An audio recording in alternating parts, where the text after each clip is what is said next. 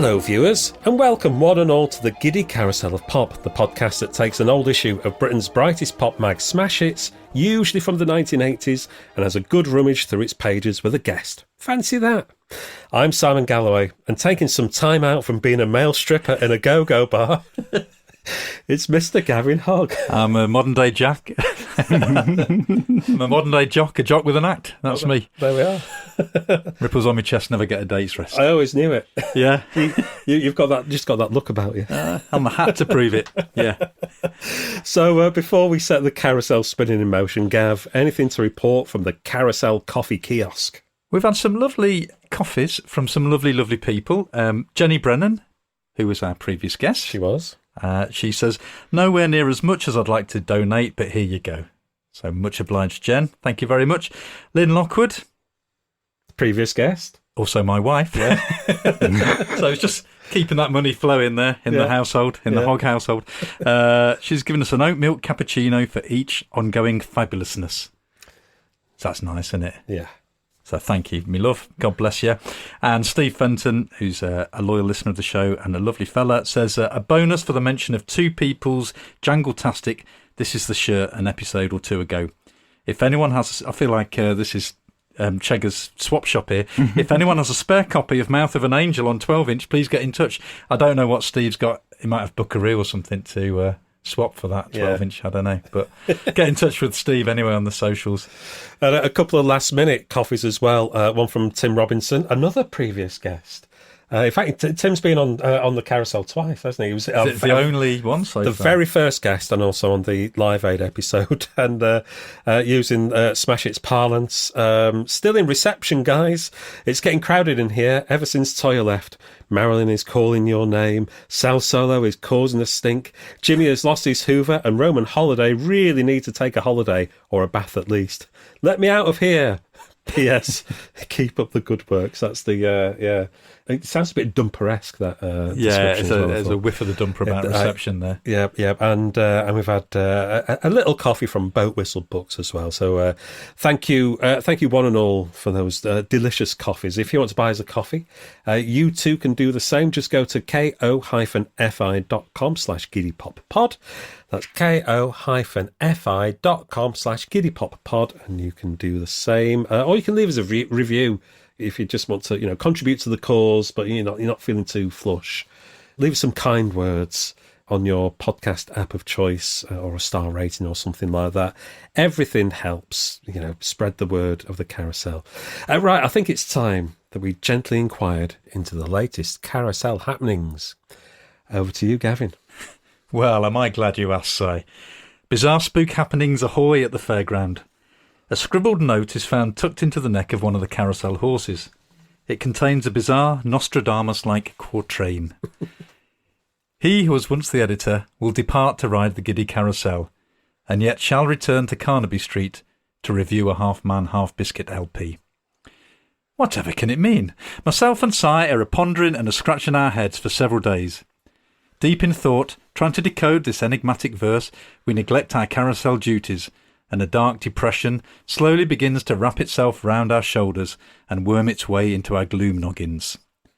Salvation comes in the shape of a handsome young chap who approaches the carousel both with unbridled enthusiasm and a rolled-up copy of The Hit in clenched fist. We peer at it with our tired eyes, and the depression is shattered, like the pink 7-inch singles in the opening credits for Top of the Pops. On the cover, we see that Neil Tennant, former editor of The Hits, turned pop royalty as a Pet Shop Boy, is back, and is editing this issue of the magazine. To the youth who has revealed the key to the mystery, Si says, "Thank you. What can we do to repay you?" He says, "Can I have a free ride on the Giddy Carousel and wang on a bit about music?" To which I say to journalist, author and all-round pop fan Ian Wade, for it is him, yes, of course. From the array of equine-shaped former trees, which horse would you like to sit on? Ooh. Sorry. That one. That one. What kind of horse would appeal to you on a carousel, lady? Something quite sort of brightly coloured, or... Yeah, something, a white sort of stallion type-esque thing. a sort of dressage type affair. Something quite solid looking. Yeah. Dependable. Solid, knows its way around a bag. Seen on a carousel before. Yeah. Bit of an old stager, yeah. It's got a tale or two to tell. Exactly. He's seen some stuff, yeah. Wow. Having chosen your splintering stallion, it is now customary to ask you, before we crank the carousel into action, have you ever been sick in a gumboot? No. I've been sick over some wellies once, though. Oh, that's really close. That is very close. But that's about as near as it gets to a gumboot. Yeah, I won't go into too much details, but I was throwing a whitey at the time, so yeah, we won't get too further into it. But it was in a conservatory, but yes. Sounds like a very odd version of Cluedo. It was Wadey in the conservatory that did that. Well, you've answered the question truthfully, and upon that truthful answering, we begin to spin.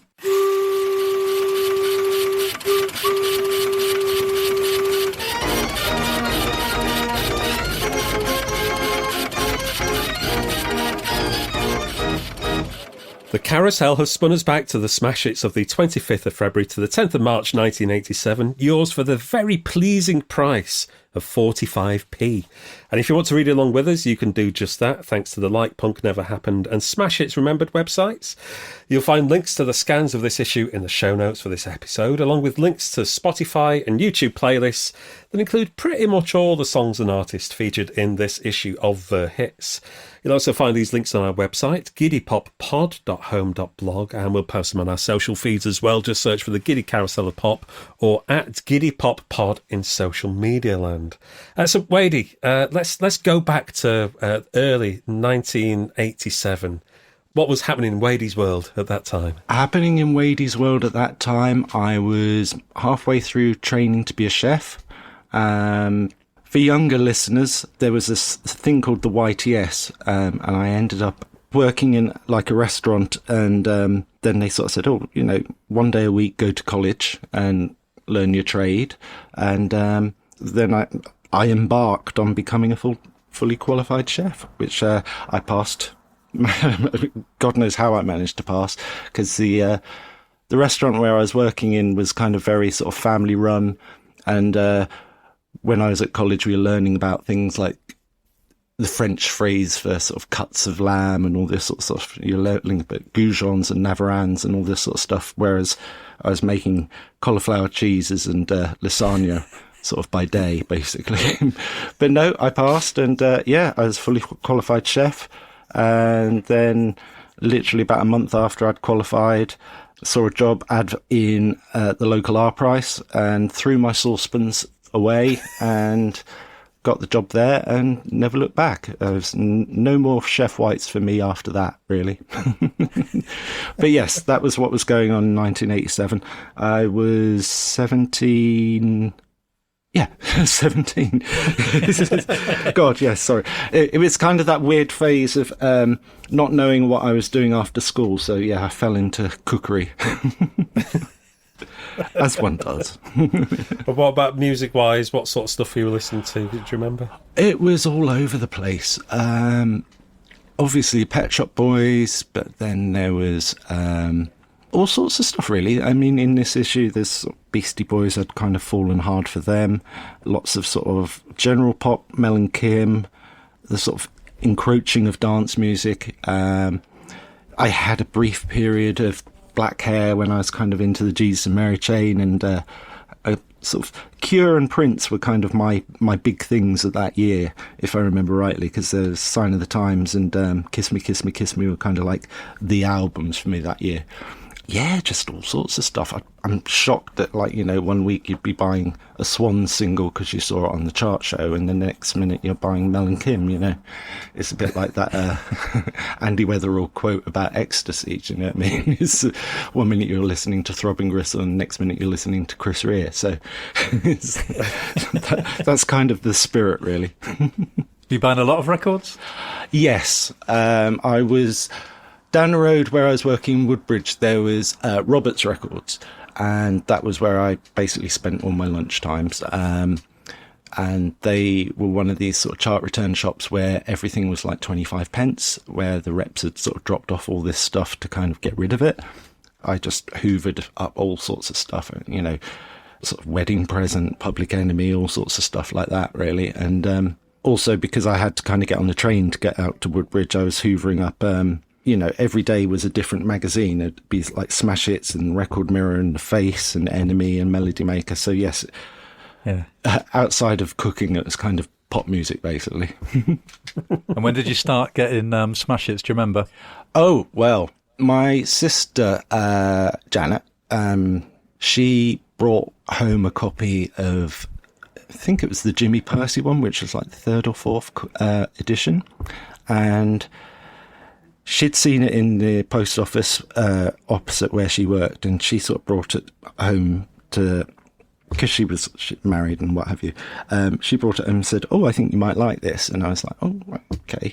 I'm not the biggest Sham fan, admittedly, but but then from then on, all those first issues, I was non-stop basically up until about 2000 onwards. It was Mr. Wade written on the in the newsagents. I had it put aside for me each fortnight. So yes, so pretty much from the start. And I wish I had those issues, to be honest. I remember kind of pulling them all apart and making a massive compendium of smash hits to kind of make basically unreadable, but kind of all one big smash hit. So it was a remix. Yeah, a remix of smash hits. And sort of just fascinated by kind of the disco page and wondering if half these independent chart bands were kind of made up and all this sort of stuff. So I think it was when Joy Division were constantly number one with Unknown Pleasures in the album chart. So it was just a riot and a proper education. And even then, because I would have been about 8 or 9 around that time, sort of 78, I wasn't so sure about a lot of the things in there, but there was posters of Debbie Harry and Kate Bush and lyrics to Donna Summer, so I was happy. So you say you stuck with it till about 2000? Yeah, that was when I sort of stopped kind of buying it regularly. I mean, fortunately, sort of in the late 90s when I started working for them sort of on occasion, I was on the mailing list. So you need to rewind a little bit there. You work for Smash Hits. Yeah. Sorry. You can't get away with just dropping that. No, just casually mentioned. Yeah. Casually mentioned. Yeah. About sort of 1998, I got a phone call. I was then working at Melody Maker, Clang. God, this is all going to be clangs, isn't it? Clang away. I was working at Melody Maker because I was a late starter at university, and so I was doing a journalism course, and part of the media course that I was on at college, you had to do work experience, and by this time I was like 24, 25, and so everybody else was like 17, 18, and I thought, work experience? I did that when I was 14, Debenhams. But I wrote to Enemy and Melody Maker applying for work experience, and Melody Maker kind of came back and sort of said yay, and I sort of just got in there, made myself sort of useful.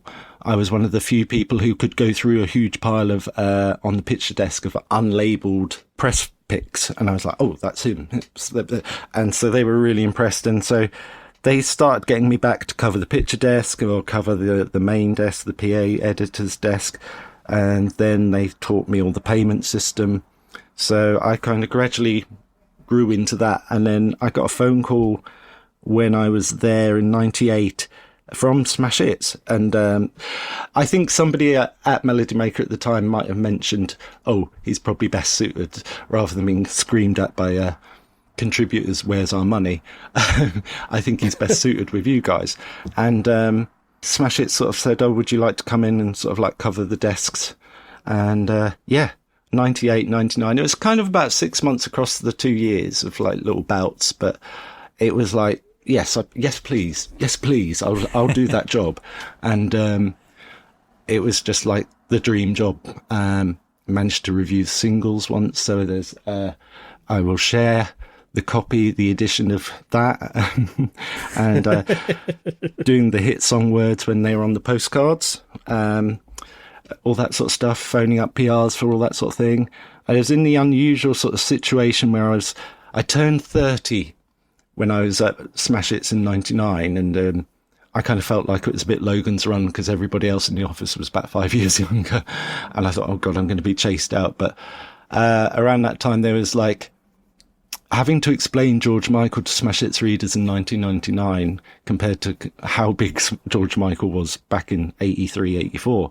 It's, who's this bloke hanging around with Jerry Halliwell? Do you know what I mean? It's like, oh, he's quite a big deal. So yeah, that was magic. And, you know, unfortunately it wasn't kind of perhaps the golden era that I would have liked to have been at, but, you know, there was Steps, there was Westlife, there was Five. I kind of did the tour of the Poll Winners Party, which was standing by the side of stage, sort of watching Five. That was louder than anything I've been, you know, louder than My Bloody Valentine at Norwich UEA. So yeah, keeping journalists away from, if you remember, Billy and Rich from Five were kind of a thing and all this sort of stuff. And it was just completely magic. You know, I did feel a little kind of out of my depth, a little old, a bit, not quite Uncle Disgusting, but you know, it's like, oh, he's lived. And you've used all that experience for the book now, right? Yeah, I mean, tell us a little bit about the book now. It's probably a good time to talk about it, because I think it's probably going to inform some of what we're discussing in this issue of Smash Hits. And we're talking to you just literally a few days after the book's come out. It seems to have got a fantastic reception. But just tell us, give us like an overview. What's the blurb on the back of the book? The blurb on the back of the book, I can grab it.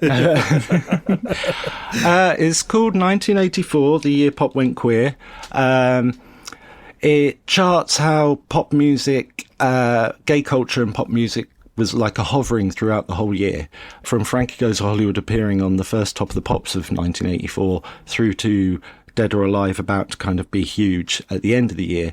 And in those 12 months, you had people like, obviously, Frankie and Relax, like a sort of thread throughout the year, because Relax was kind of number one, number two, all throughout that. But you had Bronski Beat coming through, who were kind of with the first... I'm not saying the first, but, you know, in the pop sphere, they were kind of the first sort of unapologetically gay act that didn't need to dress up or what have you. Because prior to that, you had like Culture Club and Soft Cell and all that sort of stuff. Culture Club and Soft Cell are in the book, and they're both either splitting up or kind of about to get into hard drugs. Legal, no. Boy George has written about it, so hey, there's nothing dodgy there. But also there's the emergence of High Energy, which brings with it the emergence of Stock, Aitken and Waterman, who have their first few hits that year. The Pet Shop Boys released their very first single, West End Girls, but it does nothing. But it threads all these sort of things, and both Frankie Goes To Hollywood and Wham and George Michael kind of spend about 6 months of the year at number one between them. And so it's not necessarily a book that could have been written literally the year later, but it's with hindsight and using kind of the original sort of Smash Hits and Record Mirror kind of quotes and things they said at the time, showing how kind of not necessarily subversive, but sort of how certain things were addressed in Teen Mags, because, you know, in Smash Hits in 1984, they had features about High Energy. They had features about an amazing article called Made the Best Man Win, which was kind of this big row between Pete Burns and Boy George and Tasty Tim about and Marilyn about who the best drag queen and all this sort of stuff. And Gender Bender was kind of like a phrase used throughout the year, but also in the background, seriously, there was things like, you know, AIDS becoming like a front page thing as well. So there was that sort of, as I say, a hovering of kind of gay culture about to sort of soak into pop music. And so, yeah, that's about the book, really. But we're not looking at a Smash Hits from 1984. We're going to 1987. Well, yes, I was very cautious when I was first asked to ride on the Giddy Carousel that it's very easy to exhaust 1984. Because for the the book sort of started about 5 years ago. I've kind of been in 1984 pretty much for the last year, definitely.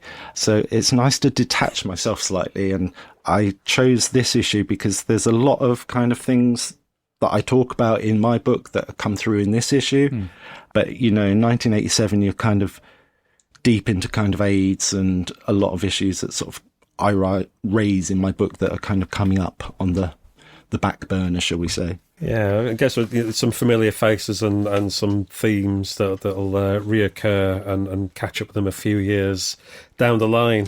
Yeah, there's some of the acts I've celebrated in the book literally on the precipice of the dumper in this issue.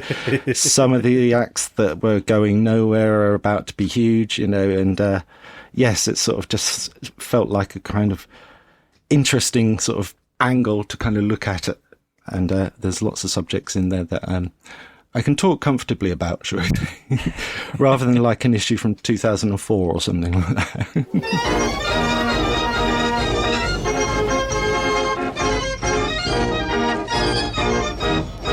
Well, let's take a look at the issue, shall we? So we've got Neil Tennant on the front with the caption, Neil Tennant of the Pet Shop Boys edits smash hits. Plus it's promising hit songs from Eurythmics, Billy Idol and Aha. And it also says Cutting Crew, Freddie Mercury, Style Council, Beastie Boys, Frankie Goes to Hollywood, Heavy Metal, posters of the Bangles, Madonna and Curiosity Killed the Cat. But Neil Tennant, like I say, he is on the front. Ian, do you want to talk us, well, first of all, talk a little more about why you chose this issue, and then we'll talk through this scene that greets us on the front of Smash Hits.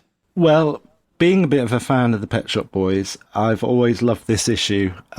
When I had a massive clear out a few years ago, this was one of the few ones I kept. Unfortunately, I wish I'd kept them all, to be honest with you. I mean, but moving between flats with kind of piles of magazines and sort of an exasperated other half kind of saying, why are you keeping all these things?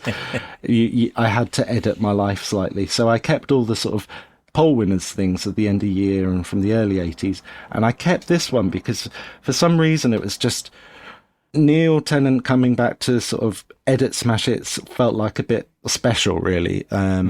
Especially as obviously he had been at smash hits, and the last time he'd been on the cover prior to being famous was like the issue they gave to him on his leaving do, saying he's going off to form a band and he's going to be begging for his job, sort of thing. But it just looked impossibly glamorous, even like, seeing the luncheon vouchers and the box of Disprin, it's sort of like, oh God, when you're sort of like having to keep Chef White's clean and starchy, and you just think, well, that actually looks quite glamorous compared to what I'm going through. And also, Pet Shop Boys at this point were kind of, again, they were sort of on the edge of the Imperial phase, because this was prior to It's a Sin being released and All Actually and all this sort of stuff.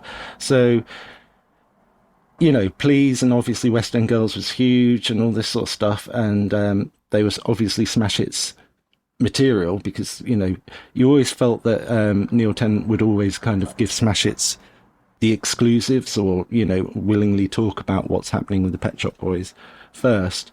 So it just felt like a nice, welcoming, homecoming type thing. As I say, just sitting kind of there, as I say, surrounded by headache tablets and phones and wearing a cowboy hat. I just thought, a journalist's life is for me. Luncheon vouchers. Yeah, 25p luncheon vouchers. I've only just noticed he's got a pencil behind his ear as well, hasn't he? With a cowboy hat. That's a good look. It is a good look. I've been known to kind of stick a pen behind my ear, and even now, it's sort of, I think it's throwed back to my dad when he used to sort of like build in the garden, what have you. But even the typewriter is possibly what they actually use, that typewriter is. I don't think it's a stunt typewriter. So it's just a few things that were lying around the office that they've cobbled together for a photo shoot. I like the light box there with the transparencies on. Yeah, well, I mean, only Smash Hits knew what Smash Hits was about, I guess, and it's sort of, that's the thing. They could have had a very stylized sort of picture, whereas that's the truth. That's the honest to God picture of what an office looked like in pop. Yeah, it's a good peek behind the curtain. Having obviously saying, being at Smash Hits, when you get into the office, because it was based in Mappin House off Oxford Street when I was there, and there was this little office where we'd go in for, it was meant to be the editor's office, but the editor kind of moved out and kind of worked in the main bit. But in the editor's office, they had all these bound copies of all the old issues. And should I ever end up on Desert Island Discs, the bound copies of Smash Hits would be my book of choice. Sod Shakespeare, So that little office where it just seems so impossibly glamorous in a way, just seeing all these kind of old issues and what have you. And having worked in Melody Maker and Enemy, where IPC had all the bound issues of all their older copies, obviously going a few more years back than what Smash Hits did, I always found I could sort of like happily devour all those. And even, I rebought this copy of Smash Hits a couple of months ago and sort of happily sort of lying in bed reading it again, from scratch. There's loads of bits I remember, which is incredible to think of something from about 35 years ago plus that still rings with me. That's how much Smash Hits has kind of meant to me, I guess. We'll leave Neil Tennant on the phone on the front cover, and we turn to the contents page. And, well, before we get to that, there's a whole page of Boy George, who's back once again. He seems to be on the verge of a return most issues these days. Yeah. He's getting as ubiquitous as UB40, isn't he, almost? Yes, he's quite, considering this is a good 3 years after Culture Club's peak, we've seen Boy George back, and we've actually covered the issue that came out after this one, where Chris Heath actually goes round to Boy George's house. There's a feature on him in there. And then the one we did in 1988, in the last edition of the podcast, Boy George was in that one. So it's this figure that kind of refuses to go away throughout the 1980s. And whereas you kind of looking back at it now, you might think, well, surely, we were all over Boy George by 1987.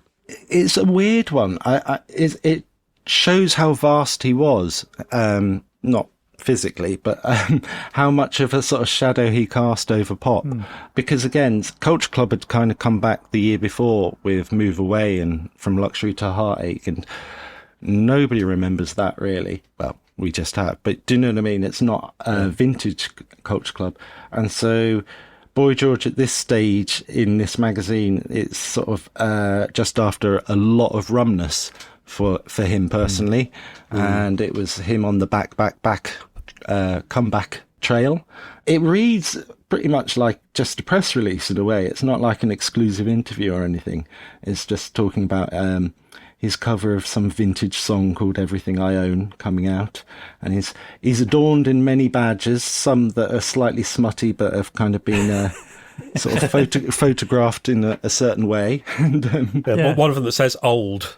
Yes, there's one that's old, and there's something that sort of has, I don't know, I think it might say suck, but yeah, the light has caught what's actually on the picture. And he's looking good, he's looking a lot slimmer than what he was, and but then he had been kind of to hell and back really prior to this point, all the sort of drugs and Culture Club's demise, and he'd been through tabloid hell basically by this point. Yeah, it was nice that he was coming back, and he's about to kind of return to number one. Good old George, really. Yeah, it was funny. You said before about him like being fast and having a large shadow, and he's almost like a slowly orbiting planet going around Planet Pop, if that's in the centre, and he's like once every year or two he comes round again, and then he's gone again, but he'll be back, and it's kind of like that, isn't it, with Boy George at this time, I think. Yeah, I mean, it's amazing to think, well, this is 1987, and this is 5 years into a career. Pop these days, you've got people who've kind of been knocking around for like 10, 12 years, and they're still considered new names, whereas Boy George had been to hell and back by this point and had been like literally the biggest pop star in the world, world famous, tours in Japan, all this sort of stuff, tabloid fodder. And I love it when they're like back. It's like Smash Hits in those days, you're back, even if you've not release something for about 6 months, the Where Are They Now file. Oh, they haven't had a single out since January. Do you know what I mean? It's like, it's not quite, being tucked away recording an album for 5 years like Tears for Fears or something like that, And I think, I was trying to think who else was hanging around like Boy George, who'd come around at a similar time and then was still being successful. The only other act I could think of was Bananarama. Yeah. And they were sort of a bit in flux by this point. Venus had retrieved them from the jaws of the dumper the previous year, but, it was a little shaky between 84 and 86 for them. Cruel Summer had been a huge hit in America, and then Venus was a number one in America, and all this sort of thing. It's sort of, there is that sort of amazing post-punk kind of squat-dwelling pop star that is the Survivors. And, when you read their sort of autobiographies, the Bananarama one is particularly amazing. Just how kind of ramshackle and everything, and by chance, all the sort of opportune moments of their pop career were. And interestingly, like with 1987 as well, it's beginning to get a bit brandy and pop. Not brandy the drink, branded. Pop is beginning to kind of take itself a little seriously. People are being launched with logos and campaigns and things like that. Whereas, Bananarama and Boy George kind of come from the sort of era of like, oh, we'll just record a single and like 6 weeks later we're on top of the pops, and nobody really had much of a plan. Whereas by now, as I say, it's sort of starting to get a little bit professional, and sort of some of the joy is being kind of starting to suck out of it, really. Yeah, people are talking about strategies. Yeah. Campaigns. Exactly. And it's like, service the single to here and all this sort of stuff. Whereas, I love all the kind of early 80s story. We're going to sound like old men here, but like the early 80s ideas of, I think, Yazoo, they formed and then recorded a song, and then 6 weeks later they were on top of the pops. It's like, that's unthinkable, really. These days, even though everything is very instant and very kind of, oh, we've just dropped a new single and all this sort of stuff. This is where it's all starting to get a little bit professional. Well, shall we take a look at the rest of the contents page? Gav, what have we got on there? We've got the usual bits. Then we've got Frankie to hell and not coming back. The contents have been written by Neil Tennant, which he talks about in his article in a little. RSVP, competition winners, BPI awards, man to man. Article on Neil Tennant, obviously. The crossword, Neil's written do it and win the top 10 videos. Even more Thatcherism, ahoy. Yeah, because he calls competition winners V Thatcherite. Oh, yes, I missed that. Yeah, V Thatcherite. An enormous competition, vote for a DJ and win a Walkman, V Thatcherite again. We've got the happenings, Cutting Crew, Freddie Mercury, Perlease. Star Teaser, win absolutely nothing. The Jets. Neil says, like 5-star, only there's 8 of them and they're American, brackets, except they're from Tonga. The Christians, letters, personal file with Taffy, a history of heavy metal, a genuinely tragic tale. Reviews of Style Council's newest film, Bon Jovi and Tina Turner videos, Mutterings in Europe. And in the song file, we've got It Doesn't Have to Be by Erasure, Timbuk 3, The Future's So Bright I Gotta Wear Shades, Billy Idol, I Don't Need a Gun, You Are My World by the Communards, Man to Man, Male Stripper, When a Man Loves a Woman by Percy Sledge, Manhattan Skyline, Aha, Love Removal Machine by The Cult, Sonic Boom Boy by Westworld, Forgotten Town, The Christians, Carly Simon, Coming Round Again, Missionary Man by Eurythmics, almost there, Mental as Anything, Live It Up, The Jets, Crush on You, and finally, but by no means leastly, Benny King and Stand By Me. Yeah, So, wait, I'm going to have to get this out of my system. Yes. When you said Percy Sledge, I just want to say Percy. That's it. Oh, Percy. Yeah, it's out of my system now. There we are. I can carry on. You could literally, if you wanted to sort of describe Neil Tennant's input to Smash Hits and the whole style, just this contents page alone would just sum it up completely. As I say, you've got police in there and tragic and all these kind of phrases that kind of infiltrated the magazine and just made it amazing. Crap joke corner and all this sort of stuff. It's, yeah, you could sort of hand that to somebody. You'd have to explain a bit of context, but yes, that is peak Smash Hits for me, really. Well, let's move on to bits, shall we? Which inexplicably has got a breakfast cereal theme for its layout. Not entirely sure why. I loved Bits. What amazed me about Bits was, like, obviously every fortnight the designer would kind of obviously have, oh, I've got 6 pages to fill, sometimes 8, and I'll come up with a concept, whether it's planets or, but to come up with like breakfast cereals. And I think we've got, Sugar Puffs, we've got Shreddies, we've got Rice Krispies. It's on the tip of my tongue what those 333 things are, but I think they were a bit sugary and a bit ugh. But they're called Start. Start, that's the one. Yeah. Oof.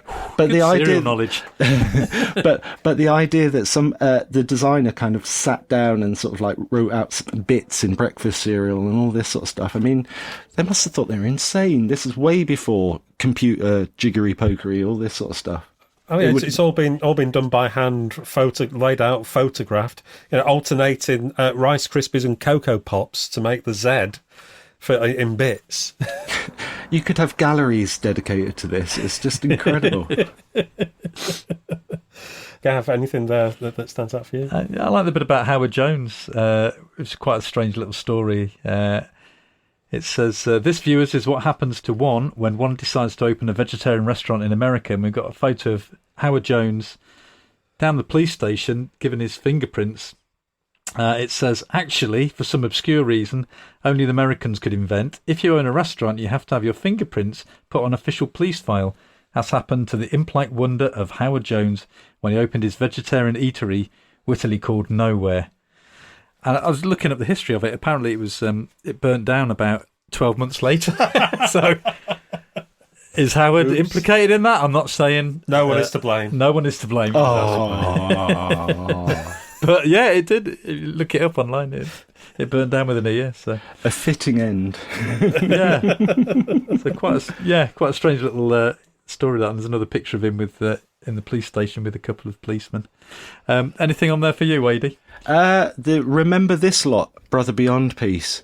Because Smash Hits are obviously like, yeah, Brother Beyond, we raved about them. This is about another year before they actually have a hit, which is, there's a lineup change because Egg White's in the band, who went on to Egg and Alice, various sort of songwriter. But yes, the stealthily starched splendour of white away shirts. Amazing. Brother Beyond, it's them. And how many times? And I think that was kind of like EMI's kind of tapping their watch, sort of, when are you going to have a hit sort of subtitle there. But yes, it would be another year before The Harder I Try. So it's kind of amazing how they're like, remember this lot, where are they now already before they've even been anywhere, if you know what I mean. But yes, and just the randomness of kind of how to look exactly like a world famous Norwegian pop star called Mags. And it's Jim Davidson, which really doesn't look very much like him. They've just both got horrible hair, really. But it's just how there must have been like about 3 or 4 pieces, and then they're just like, oh, we've got a picture of Prince in the distance here. And we've got Billy Idol with his mum and all this sort of stuff. It's like, oh yeah, no, just bung that in. And that's what I loved about the randomness of kind of the bits pages. It's with your crap joke corners and just silliness. And that was what was so fantastic about it. Let's take a look at 8 Minutes with Carly Simon. This woman wants to mate with an astrophysicist. Carly Simon, what a spoonstress. What, eh?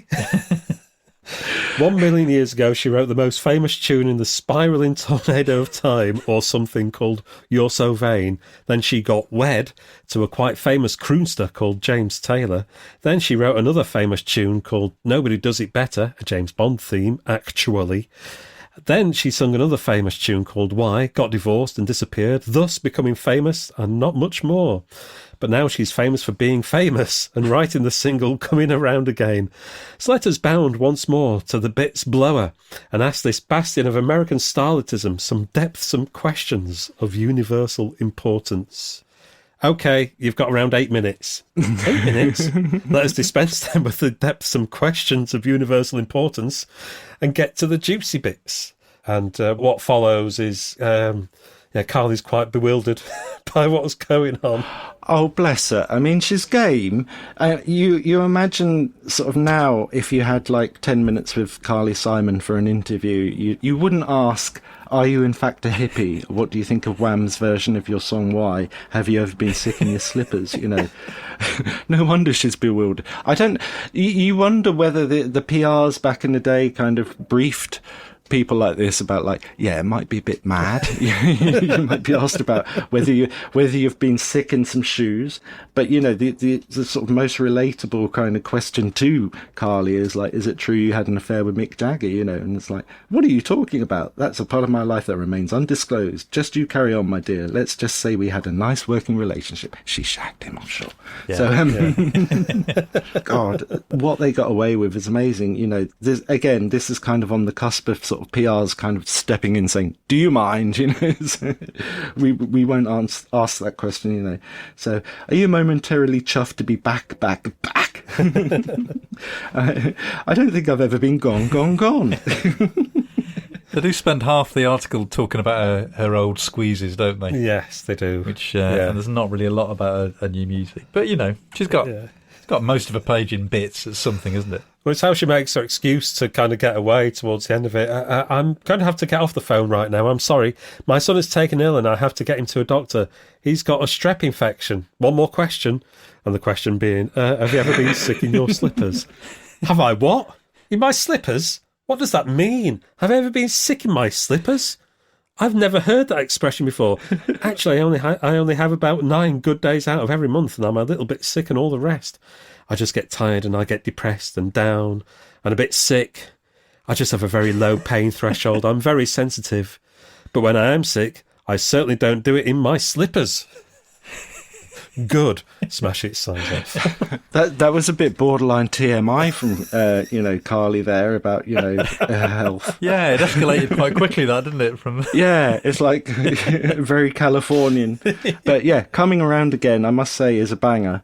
It's a sort of good erection section number, I feel. Yeah, I mean, on that note, they ask about You're So Vain. Is it true that it was written about Warren Beatty, in brackets, pervy American actor renowned for much publicised cavortings with Vixie Nubiles, including Carly? Shall we move on to the next page of bits? So we've got, let's see, Morrissey, George Michael, Curiosity, and Mental as Anything to choose from on this page. Well, Mental as Anything, they'd been going sort of, about 10 years by that point, and Australian bands were still seen as a bit of a novelty. Even In Excess were still kind of yet to kind of really go big with Kick, because you'd had Split Ends and Men at Work and things like that. But this is the pre-Kylie area, before you'd be inundated with Neighbours types. But yeah, they've been going for ages. Live It Up had been knocking around for 2 years at that point, sort of a hit around the world. And technically, they're not a one-hit wonder. I'm going to be a pedant here. They had 2 other chart entries, smashing into the lower 80s. But Live It Up was one of those few 80s smash hits that you don't actually really hear very much. But it was all Crocodile Dundee based. Yeah, and we get to find out how Greedy Smith got his name on this one, because we've encountered Greedy Smith before on the carousel when Chris Heath played us a little snippet of his actual cassette recording of his phone interview with Greedy Smith, when he was trying to get Greedy to guess which record sleeve Chris was wearing on his head. Which, if you've not heard that episode, go back a couple of episodes, the episode with Chris Heath, and have a little listen to that. But the little headline on this one is, one of this lot ate 15 pieces of Kentucky Fried Chicken at one sitting. Multi-bleu. Still, that's how he became known to the world as Greedy Smith.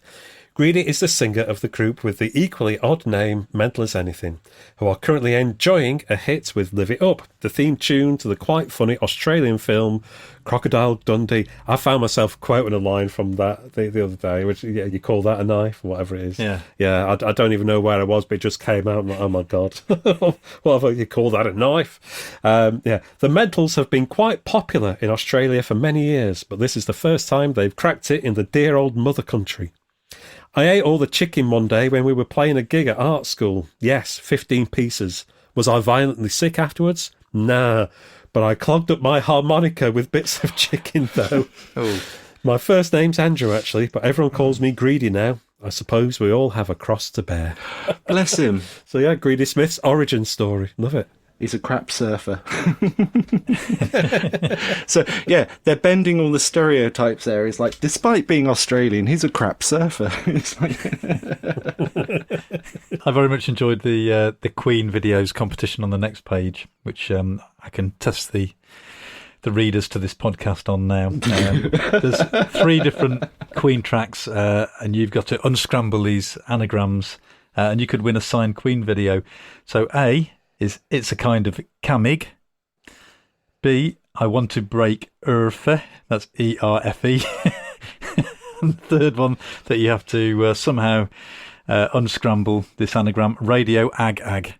So all 3 are different Queen songs. Very, very difficult to work out what they could be. But there you go. I've had a lot of fun with that. Radio Ag Ag. Yeah, I didn't win. I did win a Smash Hits videos competition in the previous year. Ah, what did you get? Well, it was the second prize. They had a free poster which had clips of various videos. There was about sort of 24 little sort of stills, and the top prize was a video recorder and the top 10 videos in HMV. And the second prize was the top 10 videos of HMV. And you had to name each of the videos and the artists. So somebody beat me to it, but I got the second prize. That was my first time, my name in Smash Hits, and the Human League were on the cover as well. So it's fortuitous, really. I still didn't have a video player to play them on at the time. Well, that was going to be my question, yeah. So I just sat with this pile of stuff, videos, But there was things like the Prince double live, the Kate Bush whole story. And I remember when I entered, there was a New Order video, a live one called Pumped Full of Drugs. And I was like, oh, I really want that one. And unsurprisingly, I didn't get pumped full of drugs. So perhaps Smash Hits and HMV thought, no, we can't send out a Smash Hits prize of something called Pumped Full of Drugs. But yeah, I ended up giving half of them away. It's sort of, a lot of the boxes are up in the loft at my mum's now of videos and DVDs, all sort of dead media. But the Prince live double one was, the Purple Rain tour was kind of the only one I think I'd probably watched. Oh, Staring at the Sea, The Cure as well. Sorry. Yes, incredible. But yeah, second prize, get me. We're still not done with bits. Anything else on this particular double spread that catches your eye? This rather splendid AIDS benefit was quite interesting because International AIDS Day back then was April the 3rd rather than December the 1st. So this was the early days of kind of AIDS campaigning and benefits.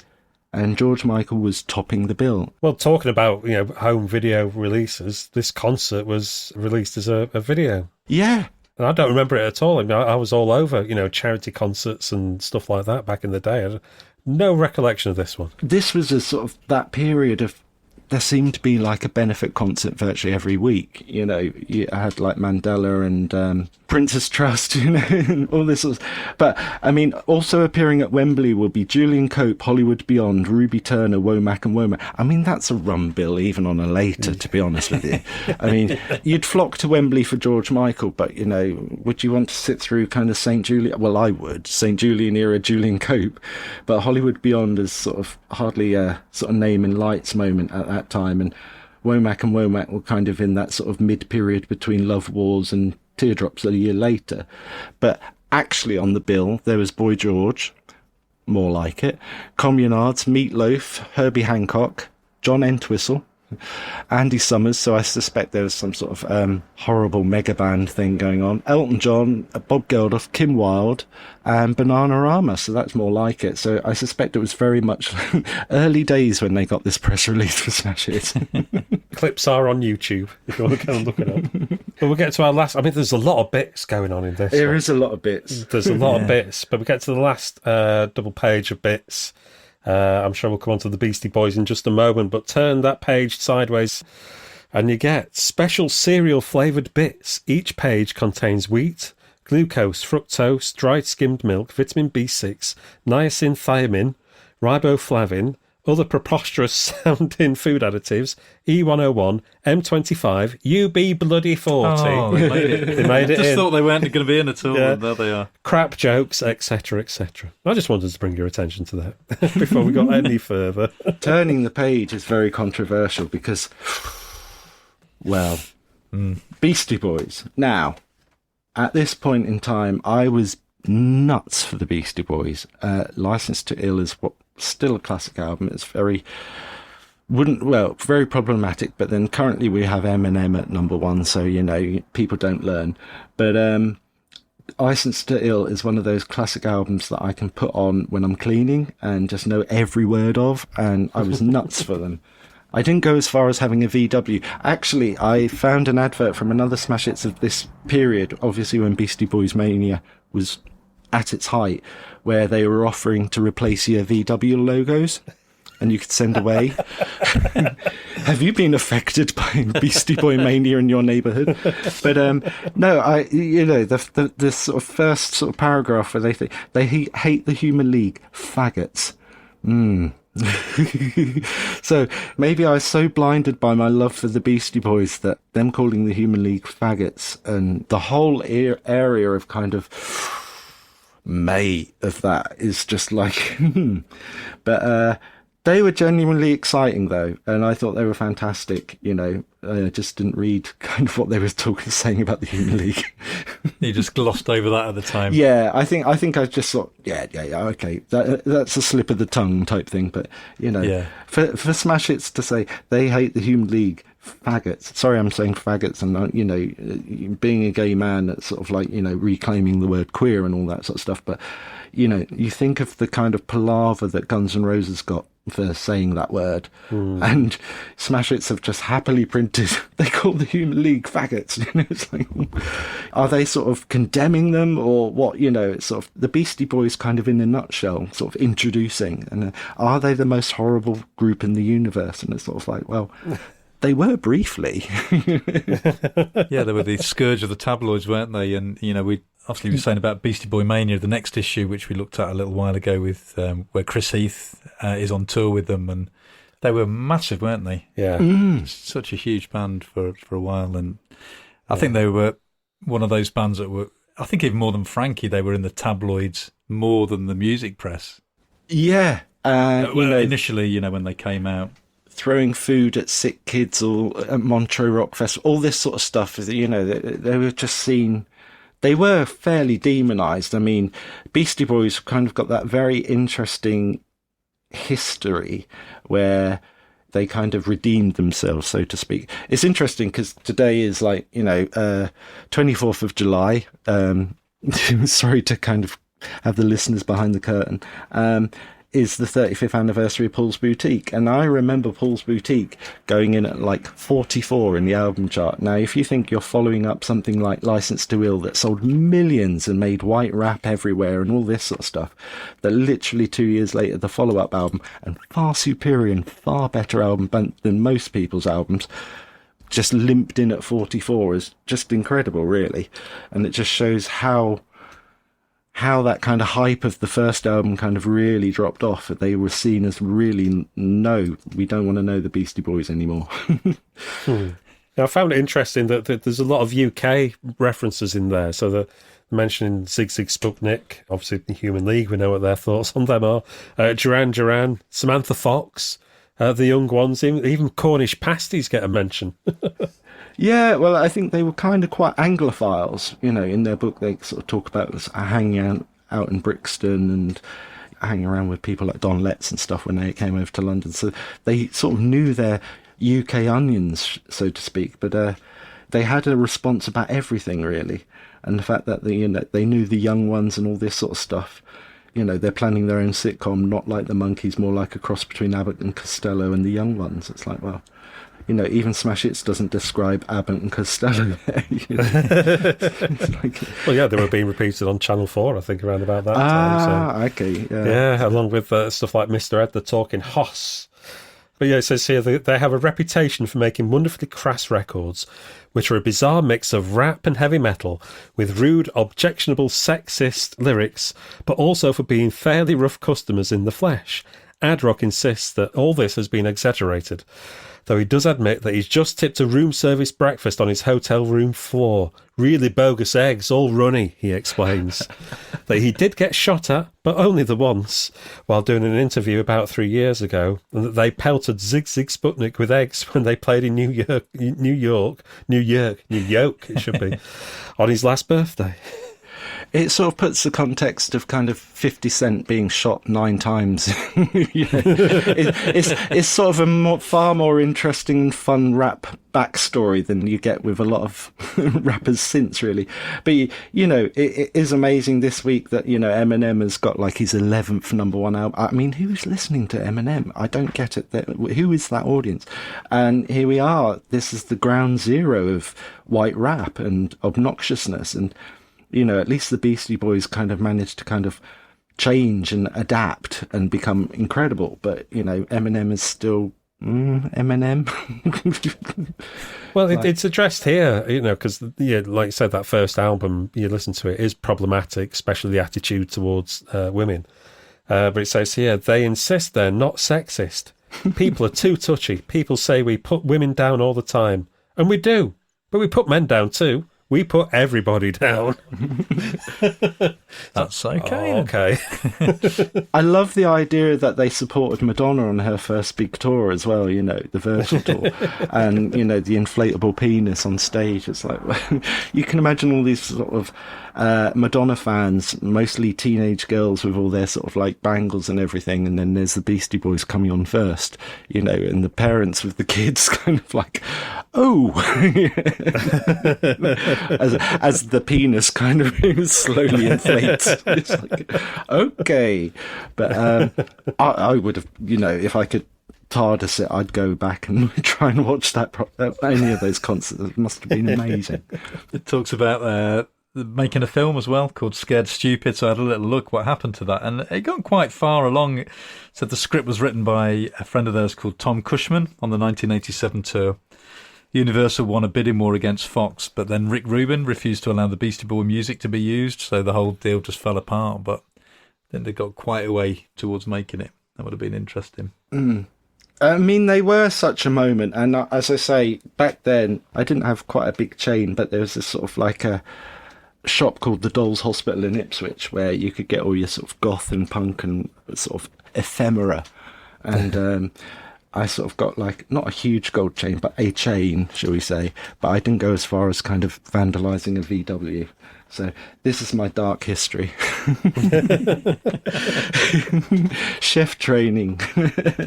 Stealing VWs. No, exactly. My mum's not going to listen to this anyway, so there you go.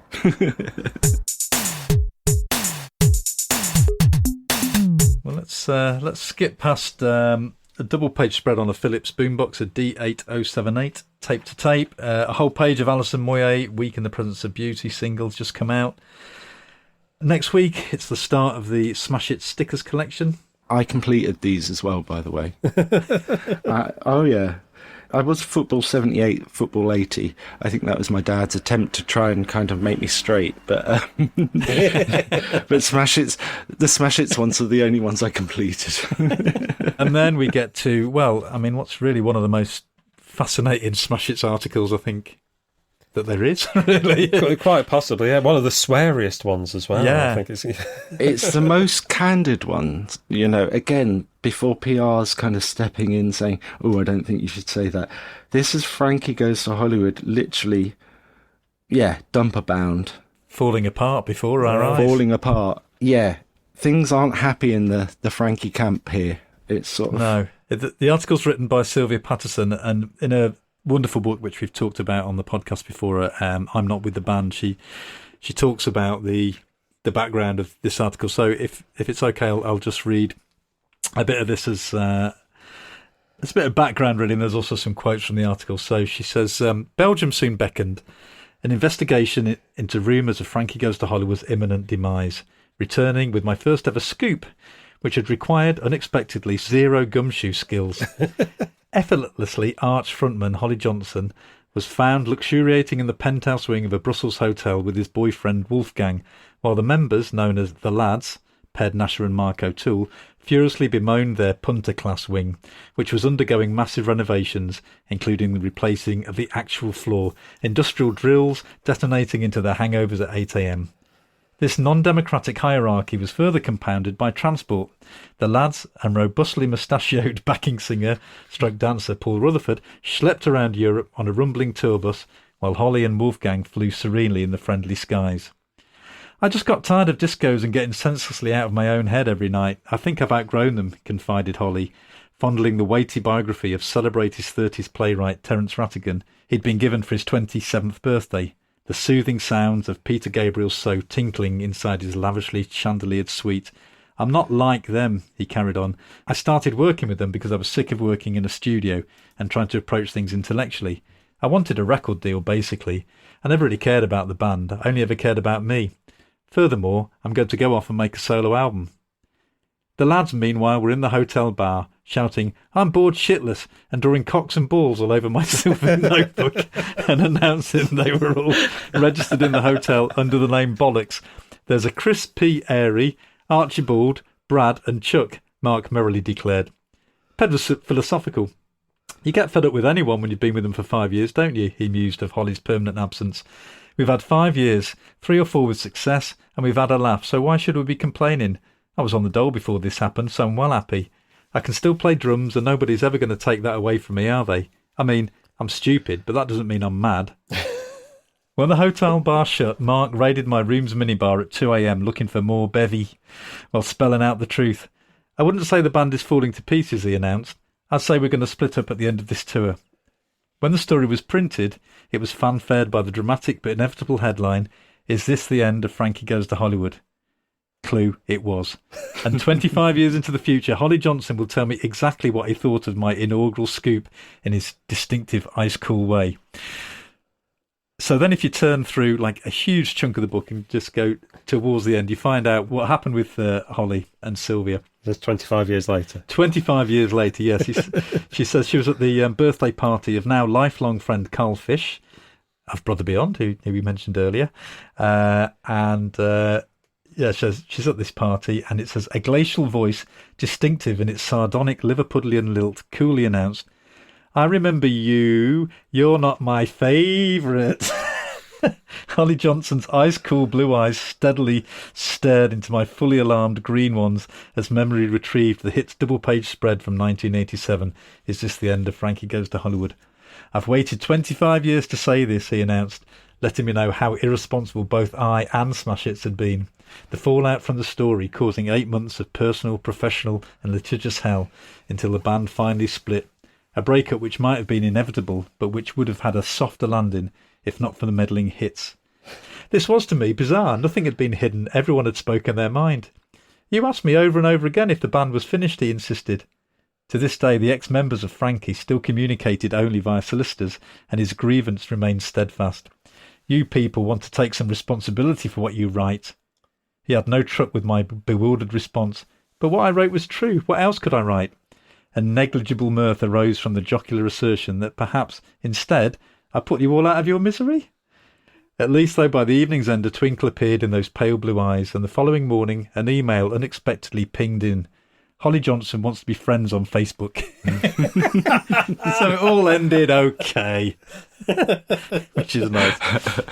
So forgive the rather lengthy introduction to that piece, but I thought it was really important to hear Sylvia's take on it because it is an extraordinary piece. And as we were saying, we're watching the band fall apart. Holly and Wolfgang are kind of sequestered in a snoot suite, and the rest of them are just getting very bored and just basically trying to get drunk, I think, most of the time, and chat up women in the bar. yeah. I mean, they've all come to the conclusion anyway that it's the end of the band. So I think Sylvia is just literally, she's just reporting what's happened, and if she'd not been allowed to do that, then there wouldn't have been a piece, would there? No, exactly. I mean, what else could she write, really? I don't know. Well, exactly. I mean, in fairness, she talks about how amazing live they were, and I never got to see them live back in the day, but people who have, friend of the show, Andrew Harrison, who I envy, are steadfast and kind of saying, yeah, they were an amazing live band, compared. So it is quite a shame. Liverpool was a bit of a difficult second album. Frankie, I think that their 1984 Clang was so extraordinary that they couldn't really follow that, to be honest with you. But I have a lot of love for them. I've actually, again, not going Clang, but my most surreal recognised moment a few years ago, I was getting some noodles in Soho, and I'd been following Holly for a while on Twitter and sort of just doing exchanges, all this sort of stuff. And then I was in the queue and I sort of said, Wadey. And I'm like, what? And it's fucking Holly Johnson. And I'm just like, wow. What? The man who kind of blew my mind when I was 14. I had posters of Frankie and all this sort of stuff and everything, and I'm being recognised by him, and that was whoa. And so yeah, I've interviewed him a couple of times, and sort of like we sort of exchanged messages and all this sort of stuff, and he's a lovely chap. But it's such a shame here where they really are on the skids, because even Liverpool, the second album, the recording of that sounded like such a palaver. And I feel a bit for Paul Rutherford as well, because he's kind of trapped between the kind of, it was originally like him and Holly as one half of Frankie and the Lads, and now he's kind of gone over to the Lads side. But yeah, Holly and Wolfgang, they're still together. Wolfgang was 47 at the time, so we're talking 37 years ago. So yeah, bless them, still together, good relationship. And also, obviously, all the Eurovision stuff, reminded everyone about what an amazing band Frankie Goes to Hollywood were. So, yeah, I mean, this is an incredible piece. And again, if PR's kind of got in the way, it wouldn't have happened. But bless Sylvia. I mean, she's incredible. I mean, she is one of my heroes. So what she got here was just dynamite, really. So... And is there anything that stands out in particular in this piece at all? Well, I wouldn't have liked to have been working in a bar when the Lads were on the lash, shall we say. Because, again, these guys, I mean, I knew Mark O'Toole was like about 19 when they were first on Top of the Pops, so they were still pretty young guys at this time, and compared to sort of Holly and Paul, who had about 4 or 5 years on them. And they were just living their dream, do you know what I mean? And again, it was kind of, I wouldn't want to kind of put them in the same sort of bracket as Oasis, but, the Lads were kind of like the Gallagher brothers before the Gallagher brothers, where they just didn't give a shit, and just got bladdered and were in it for a good time, and, listening to Pink Floyd albums and terrorising barmen, and yeah, but I feel for the band, kind of, having read Holly's Bone and My Flute a couple of years ago when I was doing the book, it was sort of like, there needs to be an update to that book, because that book's now about 30 years old as it is, with kind of reflection of time. But what is nice, as I say, in the recent years with the kind of Eurovision thing and the fact that they are sort of vaguely all talking to each other, obviously, or otherwise they wouldn't have reunited. It is nice, but yeah, this just seems such a sort of shame in a way. But I think I wasn't buying every format of the singles at this point compared to like my 1984. I have since kind of been the sad person in Berlin record shop saying, "Oh my god, watching the Wildlife remix I haven't got." But yeah, it's such a shame. But Sylvia kind of manages to sort of navigate this falling apart just perfectly. And, I don't think there's ever really been a piece in Smash Hits before or since that has been quite so, yeah, we're sick to death of each other. Do you know what I mean? Yeah, it's brutally honest, isn't it? And yeah, there's no hiding places here at all. Exactly. It's kind of, you wouldn't get this even in Q, I don't think, to be honest with you. It's brutal. Yeah, you've already read out a quote from Holly. But there's a bit here where Sylvia goes downstairs to the hotel bar, and she says, the lads have returned from their sound check and utter boredom has set in. Nasher has wandered off with his wife, Claire, a tall, harsh-looking woman with a shrivelingly dry Liverpudlian sense of humour, and Ped and Mark are well frustrated. Mark, I'm bored shitless. Ped, so am I. Brussels is shit. But wait, here comes our keyboard player, a Steve knock-your-block-off Blacknell lookalike named Quaalude, the name of a tranquilizer drug, to liven things up. Nyan, nyan, nyan, nyan, nyan, he whoops. Well, I'm not quite sure what that's supposed to be. Which is what he whoops most of the time, much to the delight of Mark and Ped, who reply with their own versions, leaping up to terrorise the three flimsy Japanese female fans minding their own business at the next table. This line of entertainment, however, soon becomes tedious. Yeah, very quickly, I'd imagine. It's kind of like a post-party hangover, isn't it, this? Yeah. You know, the feel of it, you know, they've had like a glorious 84... Well, it's almost like Pulp's This Is Hardcore album as magazine article, isn't it? It's the same sort of feeling that you get. Because, I mean, that high of 84 was so high that this crash was just inevitable. This is the come down, baby. Yeah, and this is the come down fully exposed in smash hits. Well, if you think about the pressures that pop stars have had sort of in recent years of like, you know, if the second single doesn't do numbers or go number one and all this sort of thing. I remember when even Welcome to the Pleasure Dome, when it was advertised as Frankie's fourth number one, and when it didn't, it just seemed like, you know, damn you, Philip Bailey and Phil Collins and your Easy Lover. Again, it was only literally like a couple of years between their Annus Mirabilis and then, you know, Rage Hard and everything, and it just seemed like the spark had sort of... I don't know that I mean, the 12-inch of the Young Person's Guide to the 12-inch of Rage Hard is still one of the greatest, but it was sort of making up for stuff that perhaps wasn't as classic as that first year. You know, 1986 was for me quite a horrible year of kind of terrible follow-ups. You know, couldn't agree more.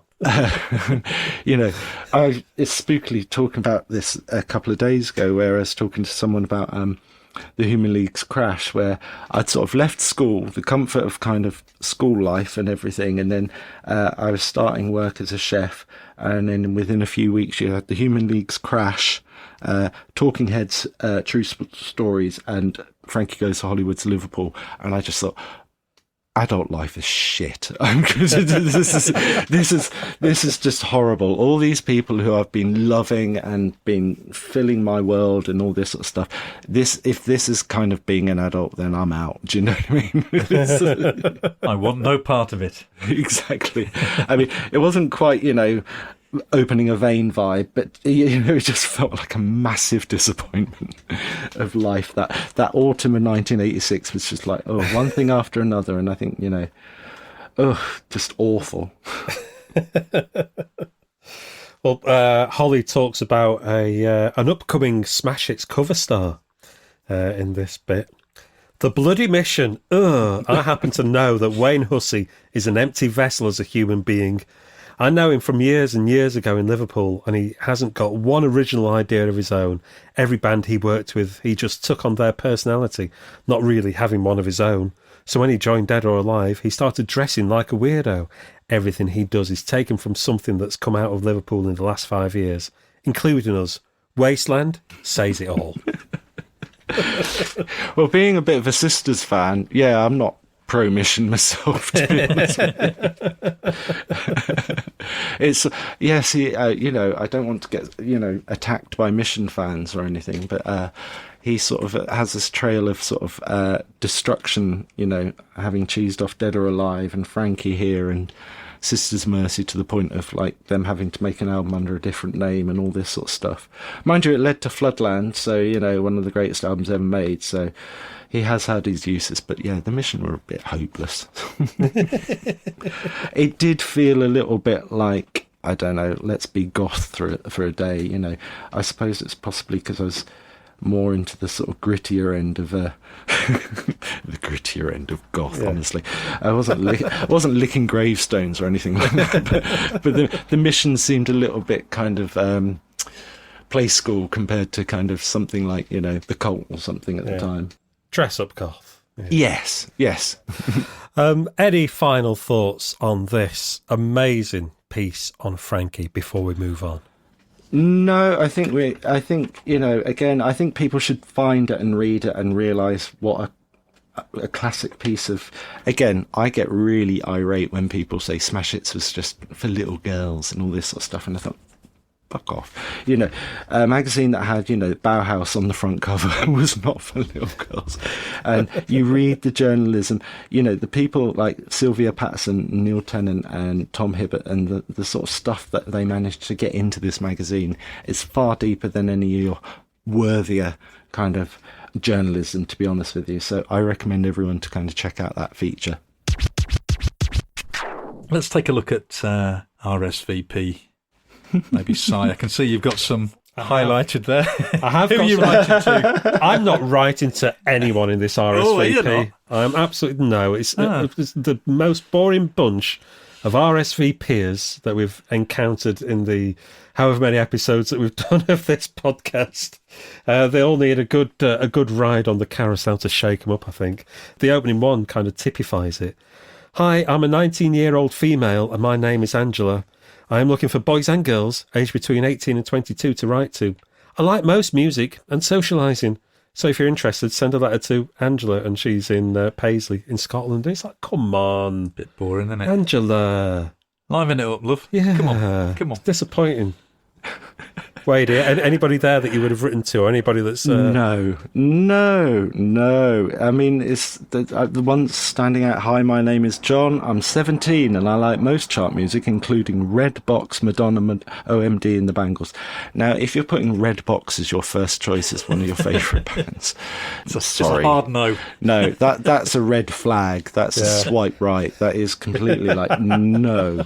I like that Barbados can get boring sometimes. I'm a 22-year-old male and I like Madonna, Genesis, the Pet Shop Boys and Smash Hits. I thought, well, yeah, Genesis were fairly inescapable at that point, so I'm sure we could kind of, ven with Madonna and the Pet Shop Boys, but yeah. Yeah, we'll work around the Genesis.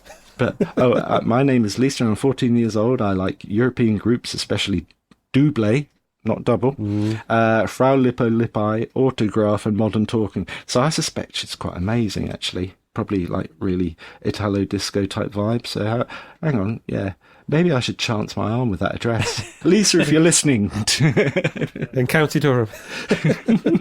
You're right, there's quite a lot of just slightly wet, dull people. I've picked a couple out on the last column. The top one from Anne, who mentions Redbox again. She says, I'm an ultra trendy 14-year-old who's really into Redbox, the House Martins, Cadbury's Cream Eggs, and little cuddly Garfields. I mean, And then near the bottom, Steph, who would have been living near me because she's from Solihull.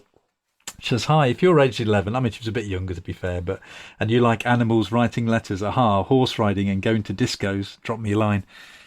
There's nothing very exciting happening here in this one, is there? No. I've always thought, I mean, no disrespect to horse riders and no disrespect to discos, but the two don't really kind of combine as like, I like both. Do you know what I mean? It's sort of I don't know. But yes, my likes include Level 42, Lionel Richie, and most other good groups. It's entirely random. So I don't think there's going to be a bulging post bag this week from any of us, is there? I don't think so, no. And the thing is, it's like what I found fascinating is like I've worked on desks where competition winners have always had names made up or letters to various magazines are like, oh, they've just filled space but these are real people, these are real addresses. Do you know what I mean? These really exist, and that's quite frightening. The most exciting thing about that RSVP page is the half-page advert underneath for Micro Disney's Town to Town. Oh yeah, what a tune. Yeah. And you were just talking about competitions, and a couple of pages on we got some competition winners, and there's one of the listeners to the show that is actually mentioned in there, in the winners for a Bananarama video. Oh. We got Peter Lorraine, who I got in touch with Peter and said, I presume this is you? And it was. So yeah, he was. He'd been excited to win that. So they actually exist, half of these people. Oh, there. Well, hello, Peter. Hello, Peter. And well done on your competition prize. Yeah. Moving on, a few more pages, we get to the BPI Awards. Barry McElhenney is a man on the ground there while you were watching the awards ceremony on TV the other week, or alternatively doing something sensible like cleaning the cooker. A selection of music biz knobs were there in person at a plush London hotel, gobbling mignons de boeuf, whatever they are, getting tiddly and generally acting the goat. People like Boy George, the Bangles, Bob Geldof, the Pet Shop Boys and Peter Gabriel. And amongst them, making a clot of himself, was Goat-in-Chief Barry McElhenney. Now, what's the interesting thing about this one is this is where he bumps into Neil Tennant, and the seeds are sown for the idea for this issue that Neil Tennant is going to come back and edit the magazine. So Barry's talking to Neil, and he says he isn't too keen on the competitive aspect of the whole shebang. It's a bit like school prize-giving day, isn't it? Or the annual Draper's Dinner. I enjoyed getting the award, Best British Single for West End Girls, because it was Boy George who presented it. But really, you don't do it for awards. You do it for the music on the records. Chris and I were going to stay in, have a nice dinner and watch it on TV. But let's say I was persuaded to come along. How's life on Smash Hits? Oh, all right, thanks, Neil. Fancy coming back sometime? I don't know. I actually enjoyed myself more at these awards 2 years ago when I was covering them for Smash Hits, because then you got to sit upstairs and you could see everything that was going on. I'll come back and edit one issue. How's that? Not a bad idea, as it happens. And the thing is that he's not even joking, as you can clearly see from the cover of this very issue. In fact, Neil has even written the captions on this very page, as you can also see. Oh, that first caption. Ben from Curiosity, Neil Tennant writes, God, I haven't written a caption for 2 years. It's just like, again. That's the best thing you have to say about Ben from Curiosity. If Neil Tennant was getting a bit stressed at writing the captions for the magazine, then I think he should. Oh, yeah, should, yeah. You get the idea what I was trying to do there. Yeah. It's Lord and Lady Geldof, Neil. Apparently she didn't have any knickers on, it said in The Sun. Unfortunately, you can't tell from this photograph. Mark Doppler, Neil. He's rather perplexed by his award. I met him. He comes from Gosforth and I come from North Gosforth. So we had a Geordie chat. This is post-horrible headband, Knopfler.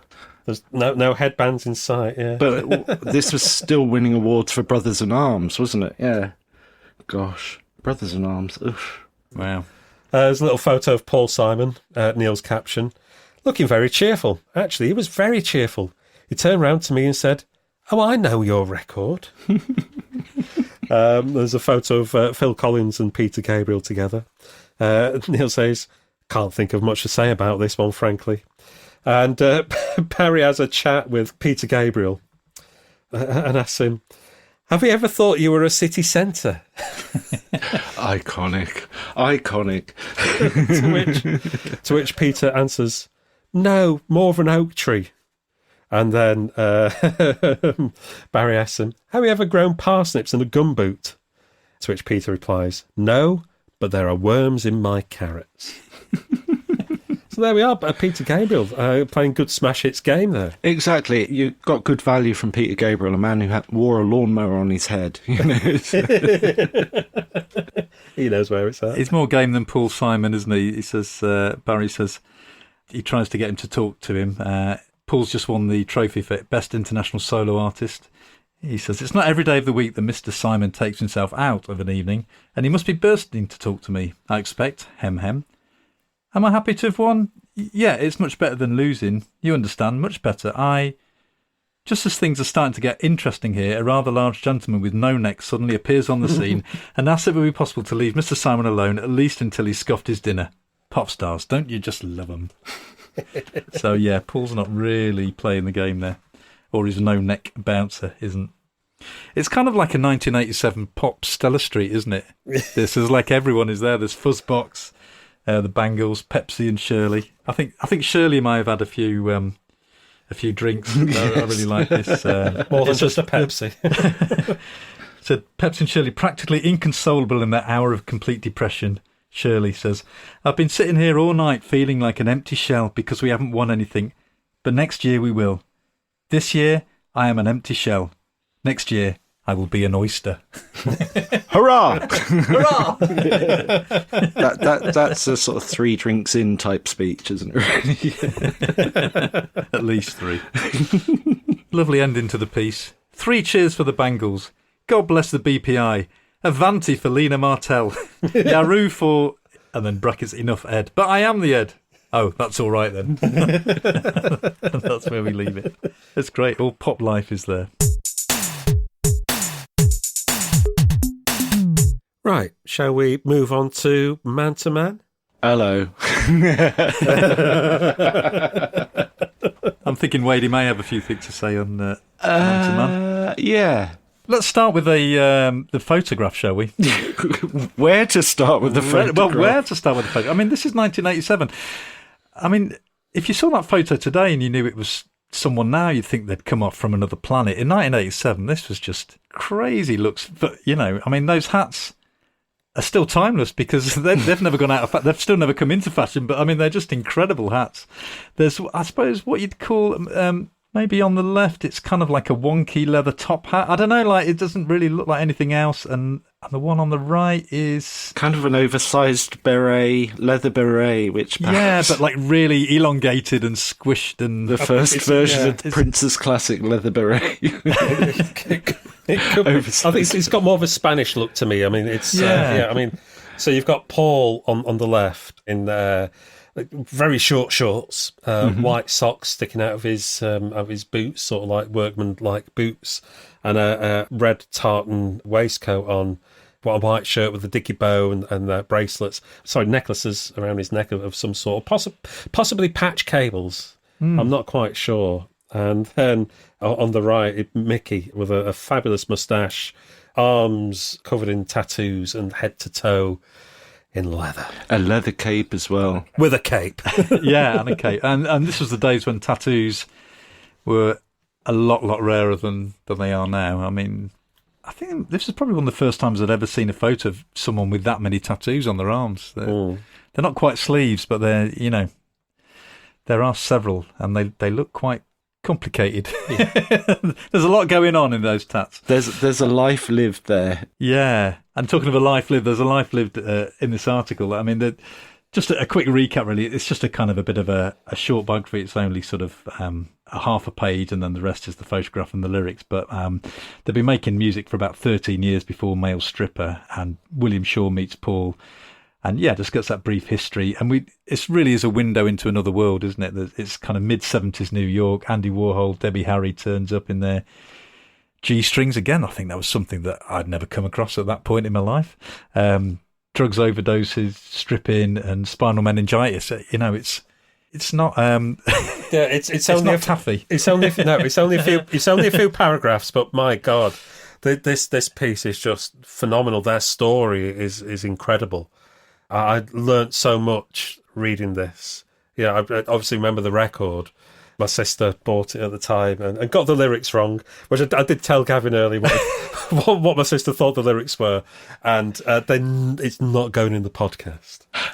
Well, the track itself, Male Stripper, had been knocking around for a few years, and the cover, the image they used was actually from an advert for shall we say, men's specialist shop called Clone Zone, of which there is in Manchester. But back then it used to be sort of very much a mail order in the back of a magazine type situation.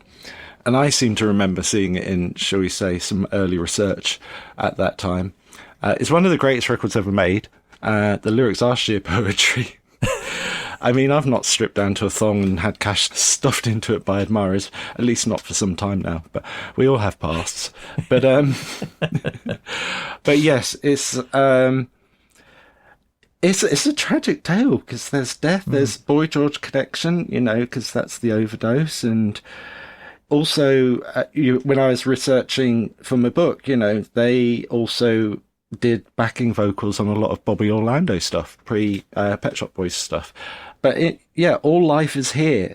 Stripping is a real tricky business. We have these clubs where men aren't allowed. Women of all ages go to watch the stripper. It was weird, this is kind of pre-Chippendales. Stripping kind of became a thing. Well, I'm not saying it wasn't a thing, but the sort of overgrounding of stripping and Chippendales and pre-Full Monty, all that sort of stuff. And so it's weird. I mean, you can put Male Stripper on anywhere. I've played it down clubs and it will fill floors, and it's still an incredible record. But how it managed to kind of daytime Radio 1 playing this, you can't imagine it really. And also, I'm sure there was a bluer version, perhaps. I should research this a bit more. If there was, some of the lyrics are missing in Smash Hits. When I was trying to sing along the other day, I'm like, there's a bit missing there. Yeah.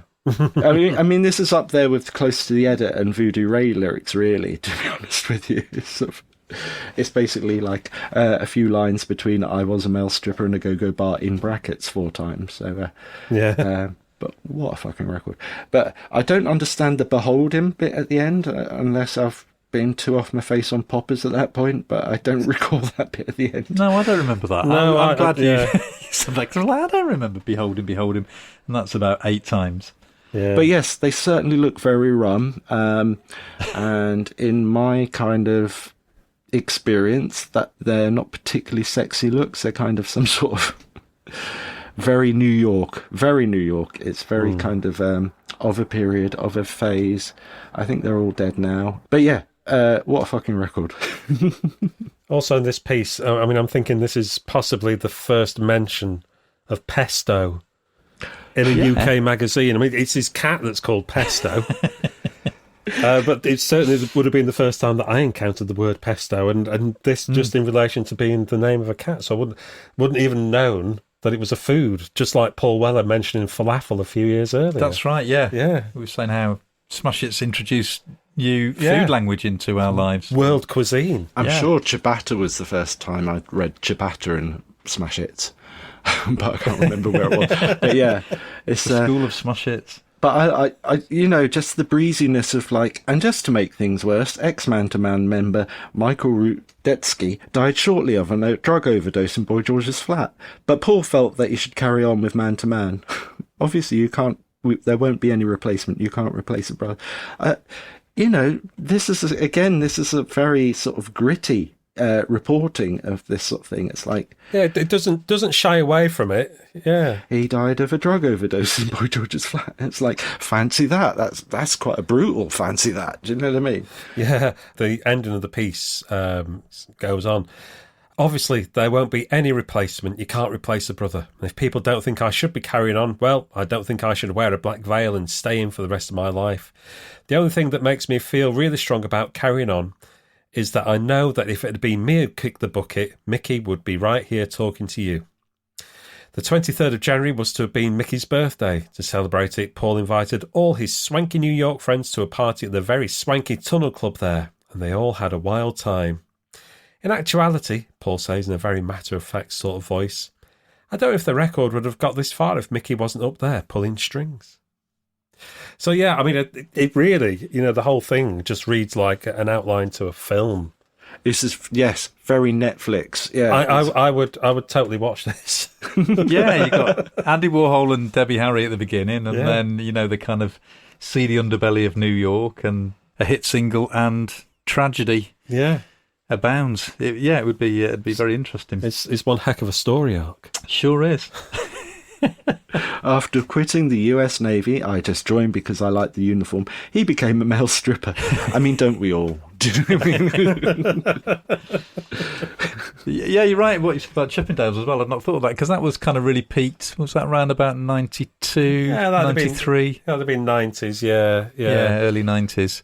So this was, several years before that, when it was still much more of a kind of an edgy, Well, I'd probably never heard of a male stripper before. I know that the Working Men's Club down the road used to have strippers on, but that was for the men. Yeah. I'd heard of Patricia the stripper, sadly, the Christopher, but and the theme from the stripper, you know, the But yeah, that was just seemed like a whole different world away. But yeah, but a male stripper, yeah, and I guess it's style wise. It bears very little relation, apart from maybe the footwear, to the Village People. But there's possibly a little bit of Boys Town Gang in that, and the kind of moving that. Well, I would say on somewhere. They're moving that on somewhere from Boys Town Gang. Obviously, Boys Town Gang were West Coast, and these guys are East Coast, so it's always going to be grittier. This is way grittier than Boys Town Gang. But I would fully recommend listening to Cruising the Streets, the 13-minute version by Boys Town Gang, which, if you only know Can't Take My Eyes Off You, is an eye-opener, especially last couple of minutes of that is like... Hilariously, I have a K-Tel compilation, Hits or something, and it's got like a 3-minute version of Cruising the Streets on. I've got that down here. But yeah, the last sort of 3 or 4 minutes of the full 13 minutes is ooh, oh hello. Yeah. It's like the one where the kind of the scene that's being acted out. The scene, yes, and the last line of like stick that sausage in me. Yeah, we'll go no further there. I think it's a bit of a reference to Grange Hill, perhaps, shall we say, for younger. As the last lines go, it's a bit grittier than Behold Him. Yes. Let's say that. So Cruising the Streets tops male stripper. Okay. I've been a wallpaper stripper in a go-go bar, but I've never done any more than that.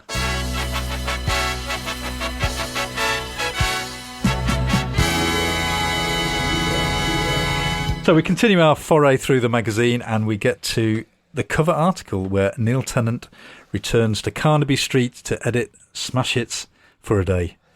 Si, tell us all about this. You've already given us the background to it at the BPI Awards. Yeah, and we've seen Neil on the front cover of the mag as well. I mean, considering, they've got that big juicy story from Frankie Goes to Hollywood. They've got Freddie Mercury in the mag. This is the story that makes the front of the magazine. It begins, "Oh no, what to do? The editor has flounced off to some so-called conference with half an issue of Britain's brightest pop magazine still to edit. Who could fill his shoes? In desperation, we phoned Dial-An editor. No reply. We asked the dodgy bloke in the newsagents if he was free. He wasn't. And then we remembered Neil Nebo Tennant, ex-deputy editor of Smash Hits, and now pop singer with the Pet Shop Boys. We called him up, asked if he was busy, and as fate would have it, he wasn't. So eagerly one Friday morning, we awaited our new editor's arrival. Neil Tennant, Smash Hits editor for a day." So this is the cover story on the magazine. What is it about this piece that you like, Wadey? It sounded like the dream job. But before I go into that dream job, I love the idea that they were up in the studio last night until 1:45 in the morning, finishing off the very wonderful record that Pet Shop Boys have made with Dusty Springfield, rather brilliant ancient 60s singer. It's called What Have I Done to Deserve This? So we're kind of, a day off from recording actually, and that's quite a significant sort of like up until 2 in the morning type moment to have, really. And this just seemed like the ideal day.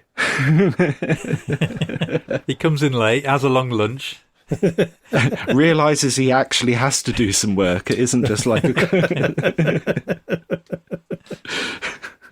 And I've never really understood tinkering with the flat plan. I've never got that to that point. But, he is, that face, the picture he pulls is like what I would be with the flat plan. You're sort of just, but the opening the post was always exciting. A Fuzzbox picture disc and various bits and pieces, because you get sent all sorts of stuff in the Smash Hits. It's just mad.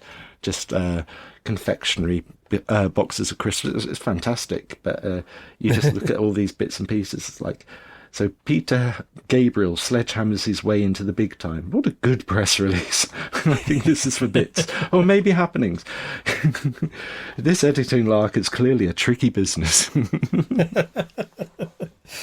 So we get like a rundown, a clock throughout the day. 10:40. The editor arrives fashionably late. I'm sorry I'm late, trills Neil, a touch unconvincingly, as he breezes through the door. I've always thought it was fashionable to arrive at least 10 minutes later than expected. Yes, but isn't Neil rather more than just 10 minutes late?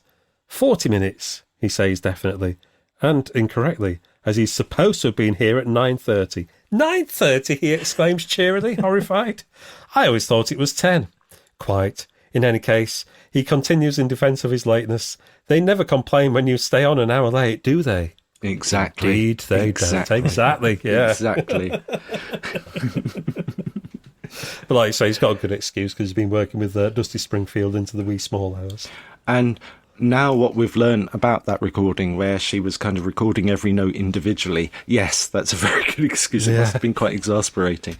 God rest her soul. Yeah, I mean, you do notice on, because these photos obviously taken on the day, and Neil's wearing that check shirt and he's wearing the cowboy hat type thing that he's wearing on the front of the magazine. So they must have taken the photos, even the cover shot, on that day that he was in, and his eyes are practically closed on the front. He looks so tired. He looks knackered, bless him. Yeah. There isn't like a handy in-house makeup person. This is for real. Yeah, there's no such thing as Red Bull yet either, probably. Considering how tired he must be doing this, he's still really funny, isn't he? He's great value. He's clearly still really at home there. I guess a lot of the people are still working at Smash It, so he's got relationships with people, and you just feel like he's not really been changed by pop stardom. I guess because he was older when pop stardom came and he'd already had a bit of a career, so he's still kind of very much the same person. And there's so many good quotes. I started writing some down and I just stopped in the end because it was pretty much everything he said. But I like he talks about the thing about it should be on a tray with the coffee at 11:15. An underling is sent out for a coffee from across the road. Large, milk, no sugar. 45p a snip. Question mark. I mean, God, if you had a coffee now for 45p, you'd think that was a bargain of the century, wouldn't you? But that's, yeah, it's like £4.50 shows how old it is, now. doesn't it? Yeah, exactly. Yeah. And rushes back with a charming polystyrene cup in his hand. Neil looks aghast. It should be on a tray. Imagine the eyebrows quizzically rising, and yeah, and then a bit of tinkering with a flat plan. And he also complains about the royal mugs at 4:10. It says, an underling scampers off to make a mug of tea. A bad idea, as it turns out. Are all the mugs round here of Sarah and Andrew? Screams Neil. You know I don't like the royal family. Don't you think she looks like Miss Piggy? Devastatingly like her. Suddenly Neil remembers that his mother, a keen royalist, reads Smash Hits. Oh no, she'll be very upset. I love the lunchtime as well. The fact that he goes off to lunch at 10:01 after being there literally like 2.5 hours, and then comes back at 3:10. Yeah. And then there's a whole thing with cake, isn't there? And what does he ask for? He asks for banana cake, and it has dates in it, or the other way round. This isn't banana cake, he screams. Yes, it is, insists the underling. Why then, says Neil in his familiar I'm right matey voice, has it got dates in it? He does seem to have a point. Yeah, 3:20 is right in the contents page, a photo of him hard at work at the typewriter. He starts criticising the office equipment. I thought he might have got some new typewriters in the last 2 years, he moans. Then he decides the staff needs some encouraging words from the editor. I'm coming out in a moment, he shouts from the office, to see what you're up to. It seems to me that you're all wasting lots of time and wandering around the office chatting. The ruddy cheek of it. As a subtle distraction, someone persuades him to reminisce again, this time about his personal contribution to Smash Hits. The main thing I invented, he laughs. The last one, in fact, was They're Back in July 85. Tragic is another one, please, though they're not used so much anymore. Having sexy things was also something I started being. I started being an essentially erotic personality. It never used to have any sex in it. Well, this one's bloody full of it. Maybe that's what the difference is with this one. Yeah, possibly. Yeah. I think it's quite interesting as well. At 5:25, he's talking about how he hates touring, and I think it's quite ironic, really. 35 years later, and they're still going. He says, "I can't see the point, really." He explains his attitude is the exact opposite of most pop stars. I quite like the idea of being on the coach, having the meal beforehand, the party in the room afterwards, going in the swimming pool, signing the autographs in the lobby, wrecking the minibar. The only thing I don't like the idea of is being on the stage and having to sing for rather a long time. I think one of the biggest mistakes we ever made was performing live at the American MTV Awards. It would have been much better if they'd never seen us and thought we were an amazingly enigmatic creative band from England instead of two total wallies who can't cut it live. Yeah, well, I mean, this is like a good, what? I mean, when did they do the first tour? Was that 89, something like that? Something like that, yeah. Yeah, 89. And also it was a case of waiting until they could do the tour that they wanted to do. A very theatrical thing with the Derek Jarman kind of screens and all this sort of stuff. But having seen them literally last night at the Royal Opera House, no, I'm quite glad they stuck at touring because yeah, can they cut it live? Yeah, very much so. And any act that can kind of dispense of sort of things like Always on My Mind and Left to My Own Devices, kind of just liberally halfway through a set is they've got quite a discography. So yeah, it was incredible. So but yeah, it's amazing how they've kind of matured on that opinion, shall we say. I love that bit at the end, a phone call from EMI. Oh my, silly me, says Neil down the phone, already packing his things away. I forgot I was a pop star. We've got some tracks to lay down. Yeah, it sums up the day. It's been very hard work. I'd forgotten what hard work it is, he puffs, especially the really difficult things like trying to write something funny in contents or RSVP or Star Teaser. I've enjoyed it, but yes, it is more fun being a pop star. You get paid more. At Smash It, you get paid absolutely nothing. And you can get up later. Pop stars don't really get a long lunch hour, he says, trying to think of a drawback. But then that's because all day is lunch for them. But then again, as a journalist, you don't have to work until 2 a.m. as often. And I do miss working in an office. Some people hate officers, but I like all the gossip, the trying to get paid more money, and the jokes. So I've really quite enjoyed today. We go past the posters for Curiosity and Madonna and the Bangles, and past more and more lyrics, and eventually we get to the mighty Cutting Crew. I always thought they were American. I never realised they were mostly British. Well, there was this thing of that period where, British acts I never truly trusted English bands that would be successful in America first. It was that kind of Entertainment USA thing. Yeah. Wasn't it like, Flock of Seagulls and T'Pau sort of started off better in America before this, and Cutting Crew as well. Have we got nice things to say about Cutting Crew? Because I haven't. Well, no, I don't want to lay into them. But I mean, really, I think there's not an awful lot to say. It's basically a little biography of each of the members and trying to desperately put a bit of air into this flat balloon and make them all seem more exciting. We learn that Colin Farley was once almost killed by the SAS. Nick Van Eed tried to put a road sign in his girlfriend's mother's toilet. I thought that was a strange way to deal with a breakup. I'd had a few breakups in my time. I never resorted to that. But Martin Frosty Beadle, the most interesting thing about him is his nickname, and he got the nickname by eating 4 packs of Frosties for breakfast every morning. And then we've got Kevin Scott McMichael, who's Canadian, who adds a touch of darkness to proceedings by saying, "Danger and chaos seem to follow me my whole life through," he says matter-of-factly. And he basically lists all the ways that he almost dies during his life from about the age of 11 up until this point. But yeah, I don't really think there's an awful lot else to say unless either of you guys have got anything. I mean, there's the one thing that really stood out to me, because they've got the date of birth of each member, as if we're interested, But yeah, it's Colin Farley, who was the first one profiled, a little picture of him giving a dog a treat, I think. He's the bassist, and it says that he was born on the 24th of February 1959, which would make him, 28 years old. Okay, he looks like 50, like 1980s 50-year-old. There's no way that he's only 28 at this point. I mean, we get to the Jets in a few pages' time. You know, they're all aged between kind of 12 and 19 years old, I think. And they all look older than their given ages, whereas Colin looks, he looks older than his given age as well, but I think, he's lying. I'm not one to kind of shade people for how they look, but the photography here is...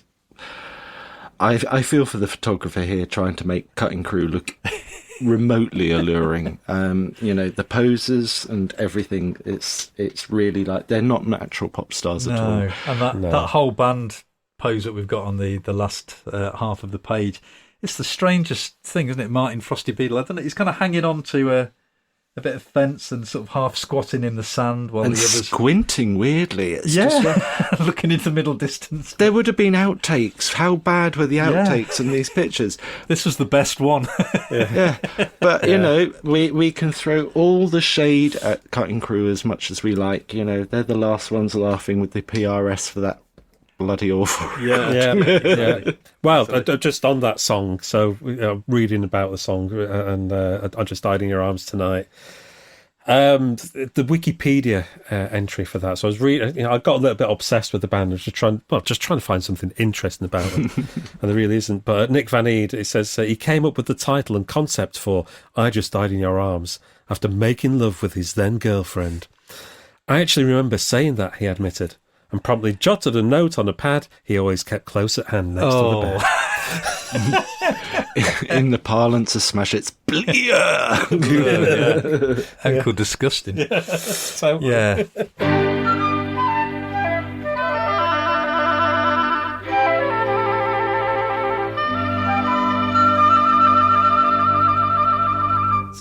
let's just move quickly on from the Cutting Crew and on to the great pretender, Freddie Mercury. Freddie Mercury is many things: a chameleon, a missing peer, a consummate performer, both with his beat combo Queen and Fearlessly Alone. In the video for his new single, The Great Pretender, he faces up to the many faces of his past, present and future and shaves off his moustache. Chris Heath swoons. So Chris Heath has gone to see The Great Pretender video being shot. And he actually talked a bit about this when we had him on the podcast a few months ago, because there's that photo down at the bottom, which is a scene from the video where there's Freddie surrounded by loads of cutouts of Freddie. And there was a competition to win a cutout of Freddie Mercury. And that caught Chris's eye. So let's just listen back to what he said. And Wadey, hopefully you should hear this as well. I was on the set of that video, and it was saying, Freddie Mercury didn't really do interviews, but he would talk to you and meet you, and it was pretty interesting. But as I got into my cab, the PR Roxy Mead handed me an unpainted version of one of these cutouts, which hadn't been used. I mean, it's an act of sort of kindness, I guess. It was, And I wasn't unpleased, but it was sort of perplexing. And I took this home, but I believe that I think I know where it is. It's behind a filing cabinet, and I still have it somewhere. So that was about 400 cutouts that Freddie is performing amongst in that video. Chris still seems to own one of them. But Chris writes here about Freddie. He twirls, he waves his arms, he arches his head back to the ceiling, he snatches in front of him, and he belts out the song, an old 50s ballad made famous by the Platters, so convincingly that it's hard to believe he's only miming. By the time he is halfway through, every eye in the building is watching, and everyone seems to have completely forgotten their fatigue. Even someone who thought that Queen were the worst group in the world would be gasping at this display. As the last notes fade away, everyone, the camera operators, the lighting technicians, the catering staff, the photographer, the roadies and so on, burst into a genuinely spontaneous round of applause. Slowly the noise fades. The silence is broken by the director. "One more, Fred," he chirps. Freddie Mercury grins in exasperation. "Bastard." This piece goes into the origin of Freddie's nickname for hits. It says, a couple of years back, Smash Hits christened this man Lord Frederick Lucan of Mercury because of the completely obvious fact that he actually is the fugitive peer Lord Lucan, except he isn't. Little did we realise how this would spread. In a break from filming, two members of his entourage are looking at the huge cutouts of their boss. Not over the top at all, sniggers one, and whispering to each other, he does look rather like Lord Lucan, doesn't he? True. I might get one of those cutouts, says the other, for my children to play darts with. There's the paragraph before that as well. In front of the camera, he entertains the whole room. He cheeks the director constantly. Whatever you want, mistress, he coos when he's told to do something. Sticks his backside towards the camera and chuckles. Is this a good end shot? Ha ha. And at one stage suddenly announces that they will have to take a break. But why? I want to have, he announces loud and clear with maximum theatricality, a dump. Oh. Yeah. The only other person I've encountered who did that was Amy Winehouse. when she came, when I worked at a radio station in Liverpool, and she came to do an interview, and she'd been shown round, and she's like, where's the toilets? Need a fucking damp. Yeah. So wow. It takes a certain level of confidence to come out with that kind of thing. That was her first album as well, you know. So wow, good heavens! Not like not like at the peak of a career like Freddie's here announcing that he wants a dump. This was Amy Winehouse right at the beginning. One thing I loved in this was Freddie's idea of the video, and the fact that this has actually become a much more scaled down version of Freddie's earlier idea. It says this is a skimpy, cheap version of Freddie's earlier idea, rejected as overambitious, that he should fly in over the white cliffs of Dover in a helicopter and land amongst a field full of cardboard lookalikes. I think this is a great Chris Heath piece. Chris is just fantastic at writing these things where you get like fly on the wall kind of reportage, and he just kind of you just feel like he hides away in a corner somewhere with a notebook. And yeah, because he said, didn't he, that he didn't interview Freddie, wasn't allowed to interview him, but that he would come and speak to him and say things to him, but he wasn't allowed to do a formal interview. So yeah, he is a fly on the wall, and this is really what you get with this. He's hanging out with the crew and kind of getting their a crew's eye view. Yeah, those little asides like you just read and stuff. And you just get a feeling with Freddie here. I think he's really enjoying himself and showing off to everyone and just being the centre of attention and just, living a large life. as well he should. And, there's a picture of him wearing a big costume with peacock eyes painted all over it, including one right on his... On his other eye. Yeah. right on his Fred. Yeah. Right on his little Freddie. Yeah, so...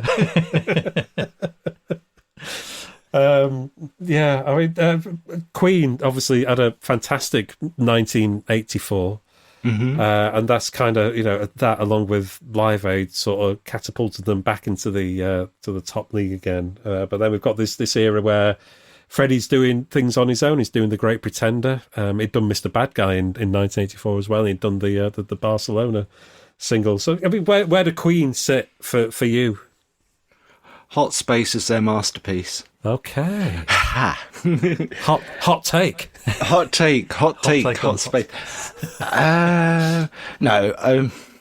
I have an interesting relationship with Queen. Well, in as much as, again, when somebody is atomized so much into something where you had these shows of the ultimate record or the ultimate thing, the ultimate this, the ultimate that, and it was always won by Bohemian fucking Rhapsody, you just get this Queen fatigue.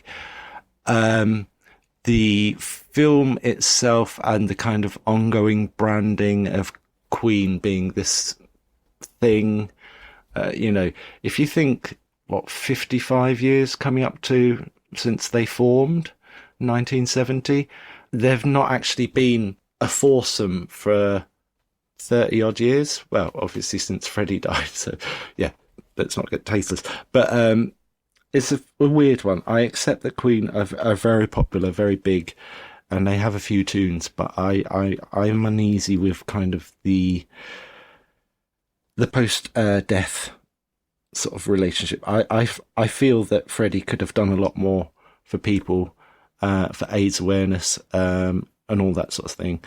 Again, I appreciate that, at different times, whether he was considered a very private man, all this sort of stuff. But I think we've talked about AIDS in this issue already in 1987, and he was diagnosed in 1987. So don't even start me on the kind of narrative in the film where it that reveals timeline. Yeah. Mate, yeah, exactly. So I just find it sort of mildly offensive, well, actually deeply offensive, how somebody's life and death is kind of so crassly put into a narrative for drama like that, where, I accept it's kind of a sort of stylized biopic, but obviously the guy doesn't have any choice of how that's kind of done. But that millions and millions of people are going to see the film. In fact, they did, and it won Oscars and all this sort of stuff.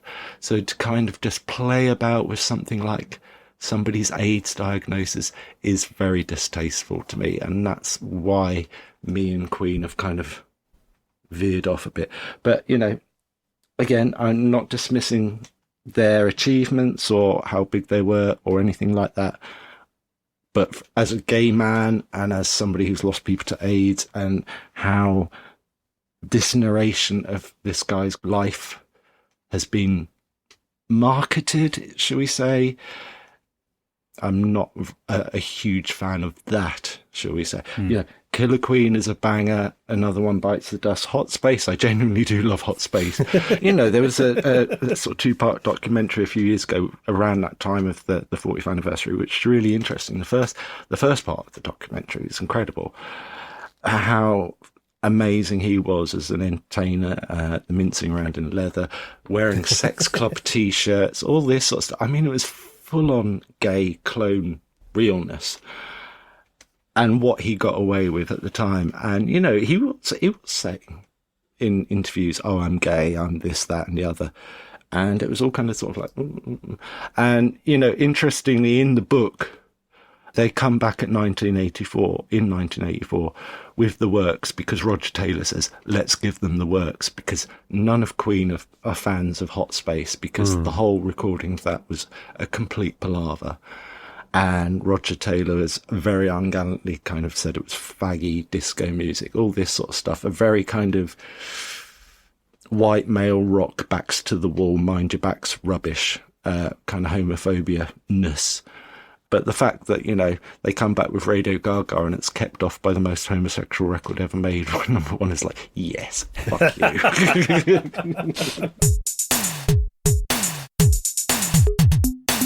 Moving through the mag a few pages, we get to a one-page feature on the Jets. We covered the Jets last time, and that was a much better piece than what we get here, although we do get the lyrics to Crush on You as well. But next to that is a little piece on the Christians. I think it's probably the first time they've been in the mag, because we've got the lyrics to Forgotten Town earlier on in the issue, and it says, Spook! Roger Christian's birthday is the 13th of February, Friday the 13th, no less. But while the rest of the population is busy touching wood and chucking black cats over their shoulders or whatever you're supposed to do, he and the other 3 members of the Christians are happily posing for photos beneath not one, but 2 ladders. They're obviously not superstitious. In fact, Roger boasts that he actually looks forward to his birthday falling on this gloomsome date. And the only remotely dreadful thing that has befallen them today is having to do this interview. We're not very interesting, they keep on apologising. We're just into music. We're really, really boring. This is not entirely true, and to prove it, Vicky MacDonald comes up with some at least mildly diverting facts about the Christians. The one that caught my eye, well, I mean, there's a few bits. So the brothers used to sing in the loo when they went to clubs, not because they were completely useless, but because the tiles used to make a good echo. This proved rather popular. People used to come in for a pee, then 5 minutes later they'd be back again, snickers Roger. But it's this next bit. The 4th member of the group is the amiable Henry Priestman, his real name, who comes from Hull. He first saw the brothers singing in 1983 at a Liverpool festival along with the then unknown Frankie Goes to Hollywood, and was so impressed that he eventually left It's Immaterial, for whom he was the keyboards player at the time, to join them. He's what's known as the musical linchpin of the group, i.e. he writes all the songs and then thrown away. It just says, Henry is quite posh and used to go to school with Smash Hits journalist Tom Hibbert. What, really? Never knew this. So I pinged Henry a message on the artist formerly known as Twitter. Just sent him a message. I said, is this right? I sent him a photo of this. Is this right? And he replied, says, "Hi, Simon. I don't think I actually ever spoke to Tom. At that age, being a few years older makes quite a difference. He was more my brother's contemporary. Though just chatted with my brother, who was in a band with Tom. I never knew that until just now, called 12 Bar Zero before my time. Think we can imagine what their repertoire consisted of. A lot of John Mayall, Clapton, Yardbirds, etc. Imagine. I used to love Smash Hits, and I really had no idea and no memory that all 5 singles from that first Christians album had been featured in the mag. Mine all had to go when I moved house a few years ago, but I made £250 for charity." Oh, bless him. I thought, well, is this real? So Googled that.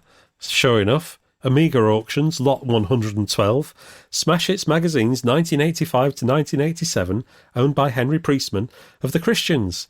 Collection of approximately 95 issues of Smash Hits magazine, once owned by Henry Priestman of the Christians, seemingly a mostly complete run of magazines from 86 to 88, donated by Henry to be sold in aid of the Work of the Brain charity, who will benefit from the proceeds of this sale.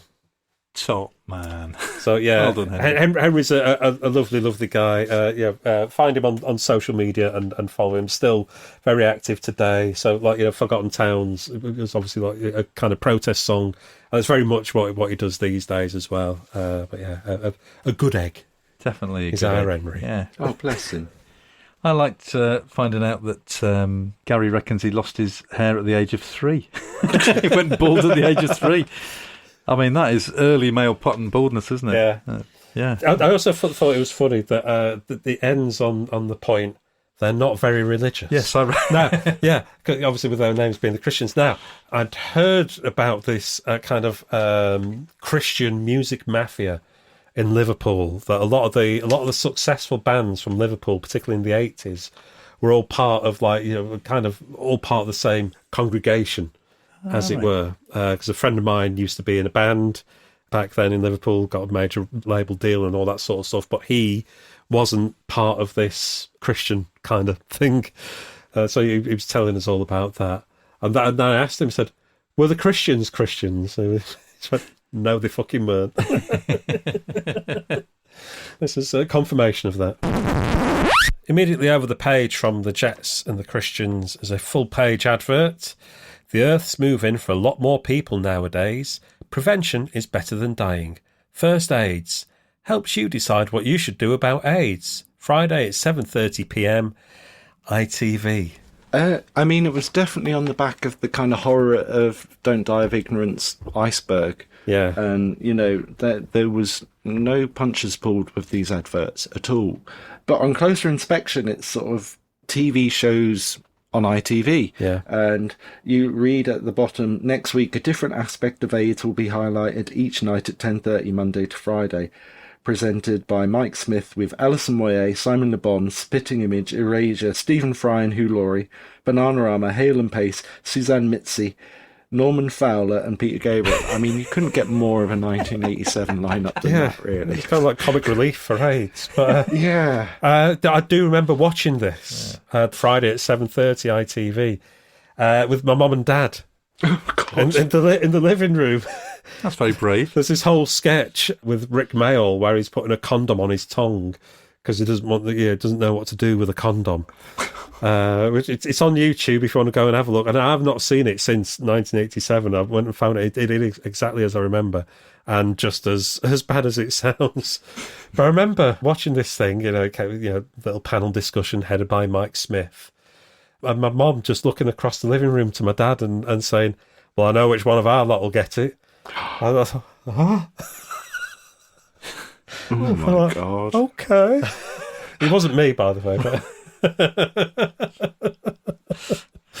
yeah, and I was Strange response. Yeah, and I was like, "Oh, okay." Oh, blimey. So yeah, that's what I was doing on that Friday in 1987. Sat with mum and dad, with my mum casting comments like that across the room.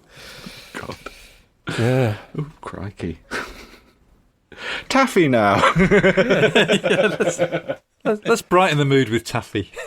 Because Taffy is hilarious. It's wonderful. I mean, I don't know where to start with this, really. But let's start with the date of birth, because it says here she was born on the 14th of the 2nd, 52. And then later on, I was looking her up on Wikipedia. I wanted to find out a bit more about her. And on Wikipedia, it says 14th of the 2nd, 63. But I'm 100% sure this is the correct date, because she talks about her first record bought, and she's saying they used to have the old 78s back then. So, that wouldn't have been 1963. But 11 years is quite a lot to shave off, isn't it? Mm. You might get 1 or 2 years, but 11.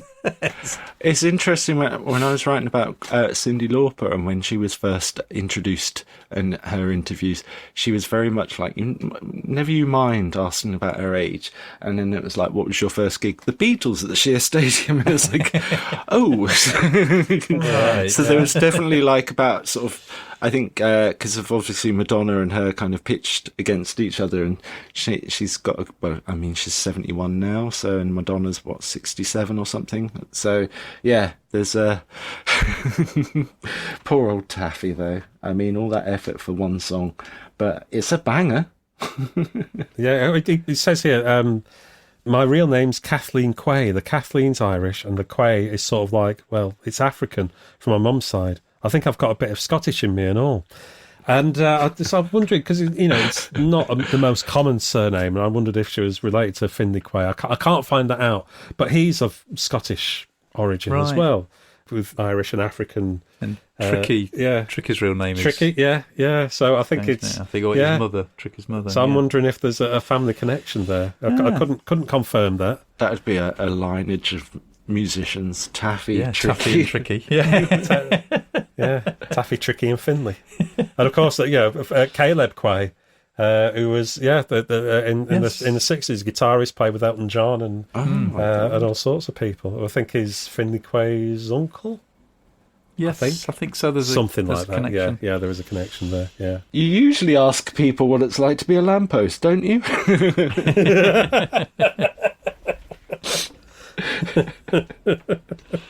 So she's on the ball there. Oh yeah, she totally is. Yeah, she's proper up for it on this. Because it was a big Euro hit, but like a cool Euro hit, like almost like the Italian sort of Italo sort of era of I Love My Radio. So and Rhythm King picked it up for pop success. So yeah, I didn't realise that that it was part of that Italio disco housey sort of scene. And she can obviously speak a bit of Italian. Yeah, they ask her, what's your Italian like? Because she's been living in Milan for a while. I think it says she spends her time, between London and Milan. She says, I hardly speak any English anymore. I'm so used to speaking Italian now. Sometimes I write down a word and I think that doesn't look right, and it's because I've written it in the wrong language. And then they must ask how she says this in Italian. She says, how do I say I've grown some parsnips in my gumboot in Italian? Italo, I don't know the word for parsnips. Italo de something or other, stivali di gomma. Sounds funny, doesn't it? Expressive anyway. So, pop fans, I've looked it up. So I used to live in Italy a while ago, and I wasn't 100% sure because it was never a phrase that I came across in day-to-day life. I don't know how big parsnips are in Italian cuisine. No, gumboots aren't massive in Italy either, to be honest. But the phrase is, ho coltivato delle pastinache nel mio stivali di gomma. So there we go. In case you ever need that phrase. That's quite sexy, that is. It was beautiful. Yeah. It's the second half of this is hilarious, and I think she gets more and more into it as it goes on, and then she gets a bit excitable, shall we say, doesn't she? And everything becomes a double entendre or something. There's a lot of ha-ha-ha-ha-has. Yeah, and fnurkles and chuckling away. Like they ask, does your exercise bike keep the neighbours awake? She says, I don't have an exercise bike that keeps the neighbours awake. Let me see, what do I have that keeps the neighbours awake? Ha ha, I've got a pogo stick. Ha ha ha ha ha. The only exercise I do is dancing. Ha ha ha ha. And it goes on like that all the way through. But yeah, she's great value. She's really, really funny. Yeah. Have you ever swallowed a golf tee? Why does it sound like it? Ha ha ha ha. Oh, I've swallowed other things. I've swallowed a lot. Ha ha ha ha ha. Dirty cow. Dirty Taffy. Bad Dirty Taffy. Dirty. Yeah. And, have you ever shaken hands with a baboon? I've never Yes, I have. But I'm not telling you what his name is. Ha ha ha ha ha. Nah. I saw this guy walking down the street the other day with a rat on his shoulder. I don't mind things like that. I like bats too. And around our way, there's loads of stray cats, which I always try and put grub out for. Well, I've got enough grub for me, so why not give them some too? There's getting to be a vast number of them now, mind you. I'll have to open a restaurant or something soon. Ha ha ha ha ha! Ah, you're not going, are you? This is the best interview I've ever done. Ha ha ha ha ha! We should have had our own feature Yeah. sometime. I think this was a one and only appearance in Smash Hits, but it's a shame she didn't have a longer pop career, and Yeah. she'd have been great for the magazine. Oh, wouldn't she? yeah. She's Should hilarious. have been fantastic. Yeah, it's got. I get the feeling that this was Sylvia Patterson asking the questions Yeah. on these ones. On the next page, we've got the history of heavy metal, written by Tom Hibbert and Chris Heath, and it's 3 pages, and it's too much to go. There's too much, but it is pure gold. You really, pure gold. It's absolutely wonderful. I think maybe if we all just choose one or two of our favourite bits of writing to go through, the listeners will get a little. They'll get an idea of the article. I've chosen Uriah Heep as one of mine. It says Uriah Heep, formed in 1970. Lots more droopy moustaches, lots more spronging noise, lots more words about spooky doings and some gothic netherworld.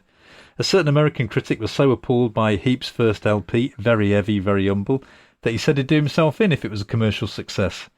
It was, but strangely enough, the journalist failed to keep his side of the bargain. Meanwhile, in Norway, a young man called Morten Harket was wigging out to the Heap, his fave rock band. And I thought, that's probably made up, but I looked it up, and yeah, he talks about them in an interview. Uriah Heep really were Morten Harket's faves. He loved them. I suspect that one of these bands is made up. Yeah, possibly. Kong Satan. Yes.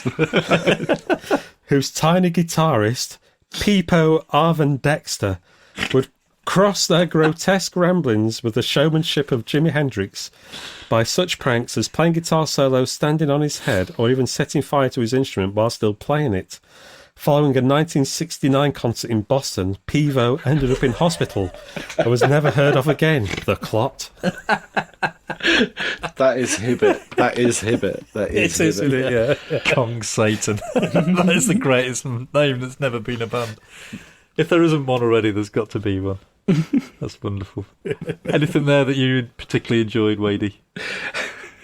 It's all incredible, but the Rush from Canada, who were evidently insane to judge from their lyrics, which included such jewels as "The Tobes of Hades," "Light," by "Flickering torchlight, the netherworld is gathered in the glare," "Prince Bytor Teket of the Cavern in the North Light, the sign of Eth is rising in the air," by Torth Knight of Darkness, "Centurion of Evil Devil's Prince."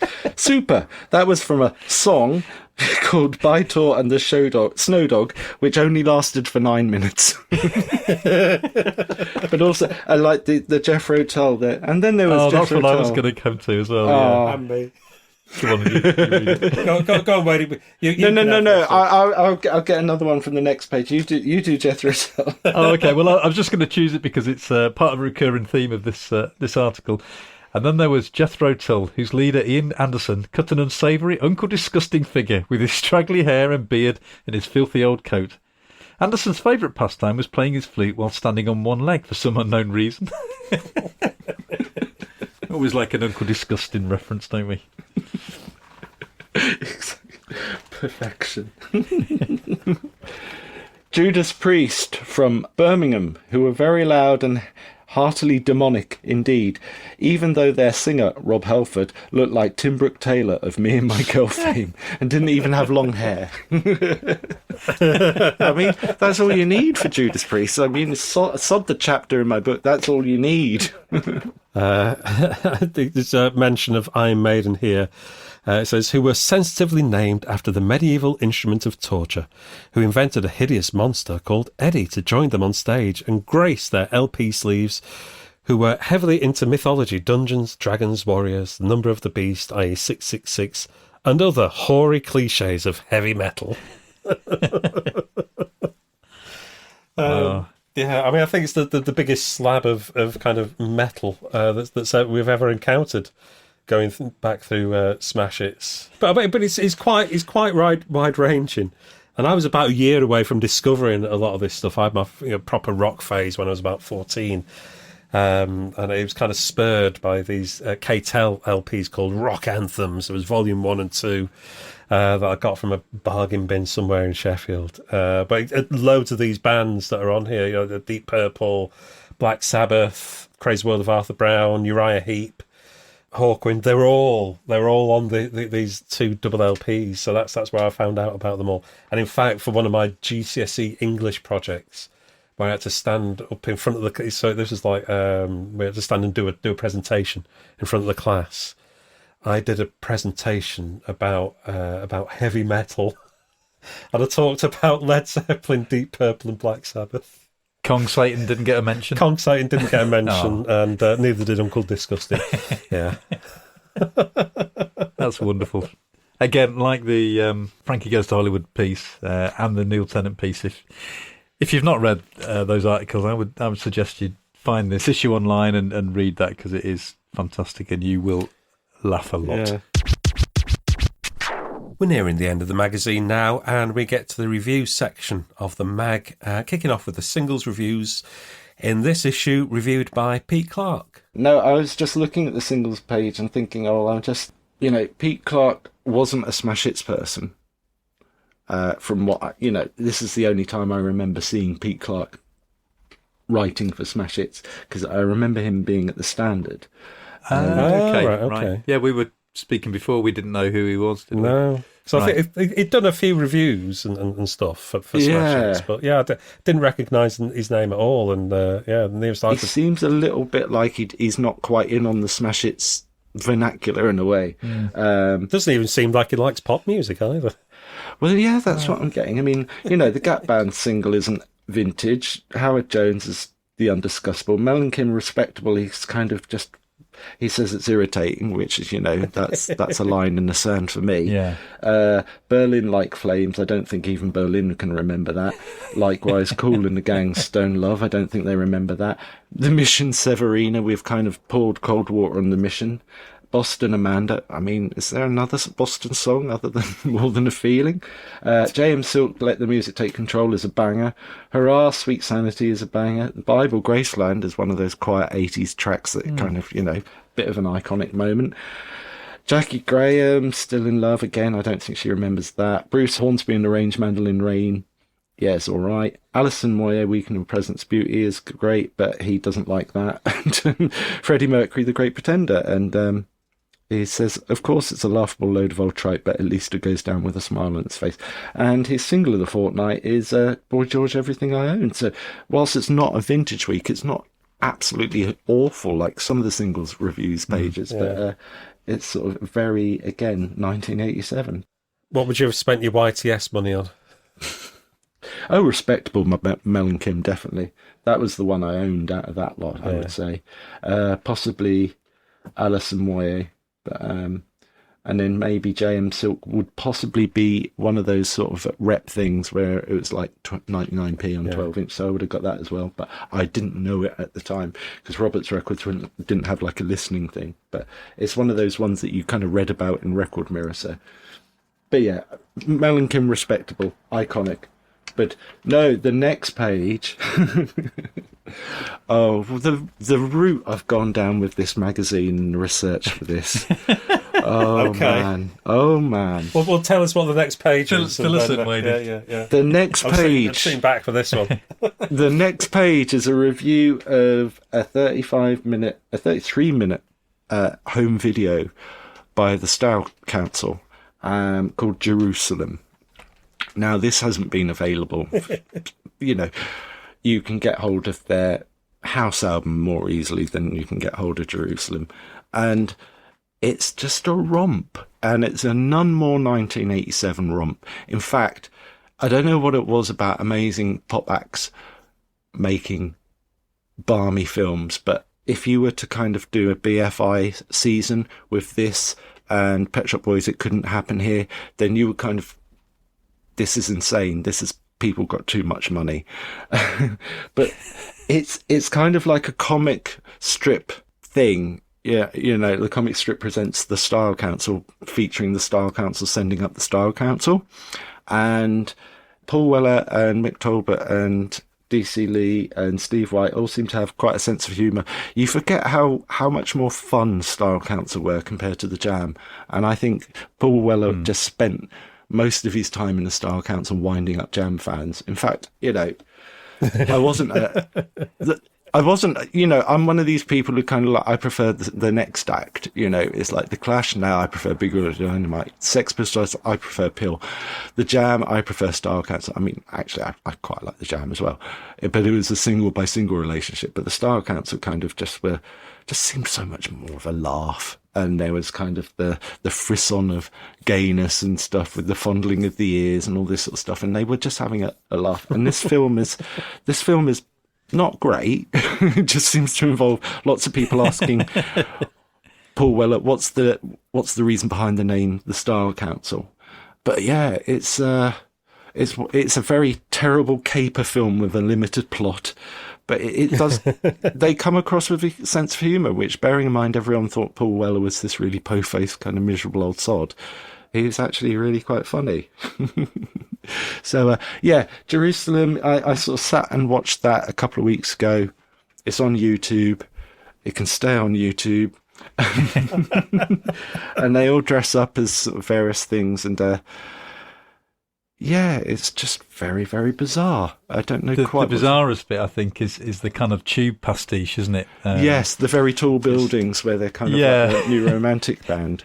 And Chris Heath describes it. Chris is reviewing it, and he says, at one point they pretend to be a group called the Very Tall Buildings, promoting their album Dream of Fridges, in what is clearly supposed to be a useless tube interview.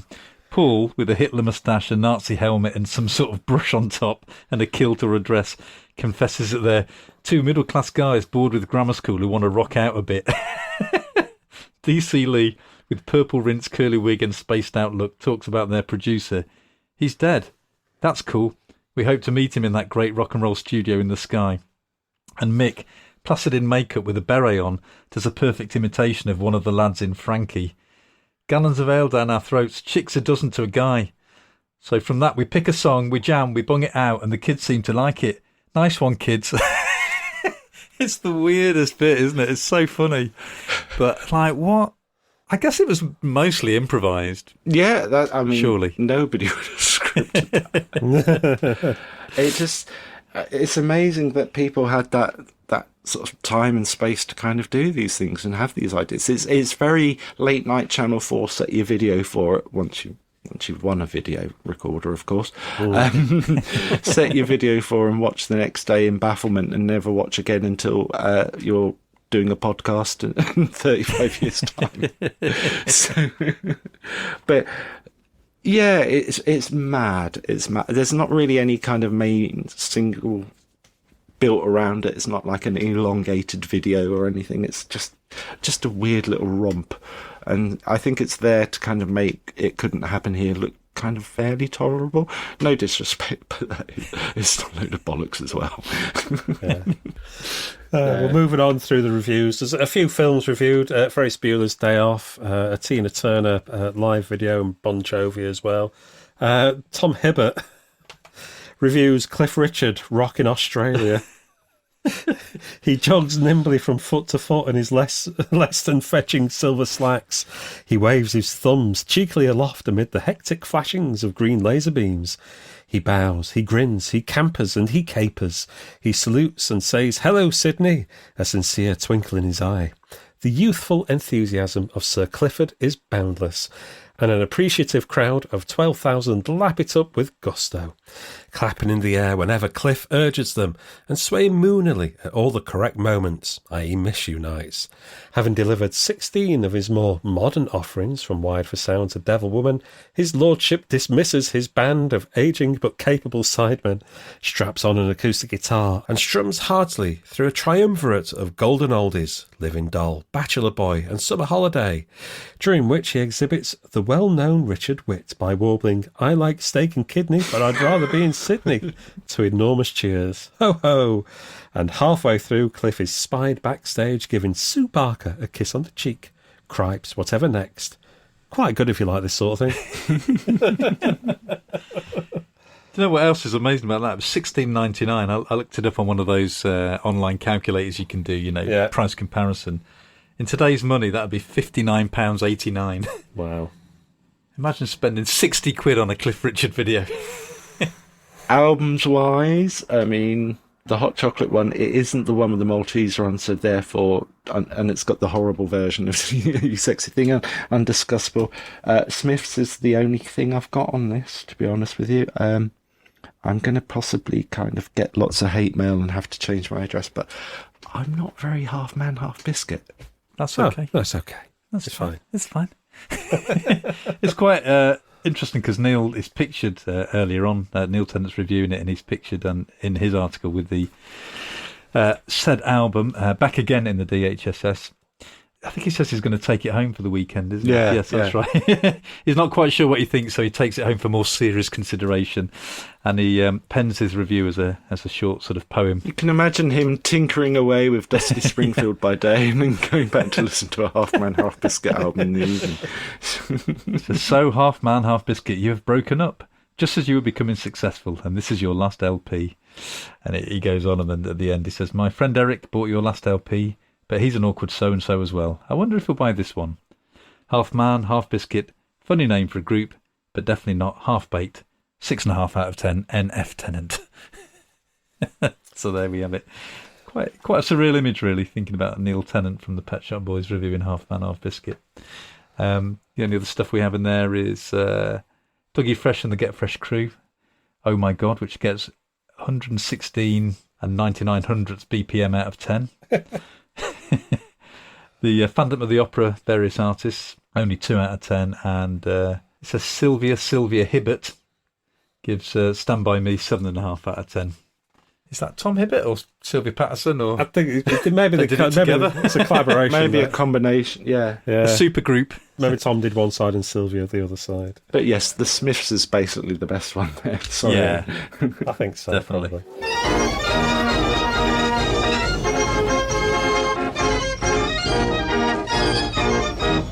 And then with a lovely poster of Europe on the back cover of Smash It. Looking gorgeous. Looking absolutely... I mean, look at the hair. All that product. So flammable. They've all got exactly the same haircut, haven't they? Pretty much. Just different in colour. When I was at Smash It, 1999, just up before the millennium, and the final countdown had been reissued, I had to come up with some interesting facts about Europe. And there was a quote from an old Smash Hits, obviously from this era, where Joey Tempest, for It Is He, said, long hair is very important in rock. And that was about the most exciting thing. Clearly. The best thing I could find. And that brings this issue of Smash Hits to a close. So, Ian, thank you for taking us back to early 1987. What's it been like for you? You know, you've been in 1984 for so long, working on the book. So you've had a little holiday in 1987. What's that been like for you? It's been very jolly. I have enjoyed it. It's, again, being a Smash Hits reader at the time, you never imagined that you'd forensically go through it as much as this. But it's been very lovely, and I've thoroughly enjoyed it. And also, it's almost like a further reading for listeners to go and find these features, because, again, it's a bit of a classic issue, to be honest with you. And I was so thrilled I found it, and I was so thrilled that you asked me to have a ride on the Giddy Carousel of Pop. Where's the script again? Thank you for my free ride on the Giddy Carousel of Pop to wang on about music. It's been lovely. It's kind of almost a point of 1987 before 1987 gets really, really good, with Actually and Banana Rumble Wow and kind of the dance stuff coming in, and Def Jam getting its groove on, and Eric B. and Rakim and all that sort of stuff. It's kind of on the cusp of going really good, and Acid House, all that sort of stuff. But yes, it's been a thoroughly enjoyable trip. And it has been a trip. Yeah. Well, as we said before when we were talking about the man-to-man piece, like, there's so much in here in terms of sort of grittiness and real life. There's huge slices of it, aren't there? We've got band breakups, we've got Freddie Mercury having a dump, male strippers, lots of AIDS and death, Neil Tennant's cake disappointment, and a Bangles centre spread. You know, it's All life. and Europe on the back as well. And Human League being faggots. Yeah, Europe's mulleted hair. So, yeah, there's a bit of all sorts. I just think it's a fascinating issue, and there's like, I'd say normally when we go through issues, there's maybe sort of one or two really good articles, and then the rest that feel like a bit more filler. But this is, it's pretty much, it's not all killer, no filler, but more killer than filler. Yeah. Oh, definitely. I mean, yeah, you only have to look at how much there is in bits and how many pages that goes on for. Yeah. And then, you know, the article, like I said, the smaller ones, just Taffy and Man to Man, just so much in them, so densely packed in such a short space. It did blow my mind a little bit, this issue. It's like a TARDIS of a magazine or something. Yeah, it doesn't look that big. It's almost like the actual records and song words that were featured were kind of irrelevant compared to the actual features. And, you know, the whole idea of Smash Hits was the song words and the posters. But yeah, it's sort of quite a meaty one. But no, it's been wild. And I've just thoroughly felt 1987ized without smelling of fish and smelling of starchy whites and having to wear a white hat and knowing the cuts of lamb and all that shit. So it's been thoroughly enjoyable. And making cauliflower cheese. Oh, God. Oh, God. I'm going to have flashbacks. 'Cause they used to play the Dirty Dancing tape every day in this place. Oh. And I'd hear it the whole album about 3 times. And I'd bring a tape in and sneak in something. And I'd get as far as like one side of a, I don't know, Barbed Wire Kisses or something like that. Or a Smiths album. And then Dirty Dancing. I think for a good few years, I just really couldn't listen to that. I had the time of my life. Well, I don't actively seek it out, to be honest with you. That fucking soundtrack, like every day for 3 times a day. It's like, So, but yes, this has been magic. Yeah, I'm glad we've been able to sidestep the trauma and, you know, maybe we've triggered some healing going on now. There's some healing going on. I think I might have to start 1987, the book, before we get around to the 40th anniversary of it. So, yeah, we'll have 1987, the year pop went. God knows what. Oh, well, thank you so much for joining us on the carousel. It's been wonderful. Thank you so much. I thoroughly enjoyed it, and I've got probably a grumpy other half wondering why we weren't watching the Sewing Bee episode. Get it on iPlayer. Well, exactly. And, of course, thanks to you lot out there for listening. Don't forget to check out our website, giddypoppod.home.blog, where you'll find the links to the issue of Smash Hits that we've been looking at, and please do go and check it out. It is an absolutely cracking one, along with those Spotify and YouTube playlists, so you can enjoy your ride on the carousel to its fullest. And of course, you can check out our previous episodes, playlists and scans, our back issues, if you will, while you're there. And if you want to support us by buying us a coffee, then you know what to do. Go to ko-fi.com/giddypoppod. So that's coffee, ko-fi.com/giddypoppod. If you feel moved enough to leave us a review, then please do. And come and say hello to us, and we'll say hello back at giddypoppod on the socials. So thanks once again for listening, and we'll see you next time on the Giddy Carousel of Pop. Bye! Bye! Hey! Top waving there, thank you.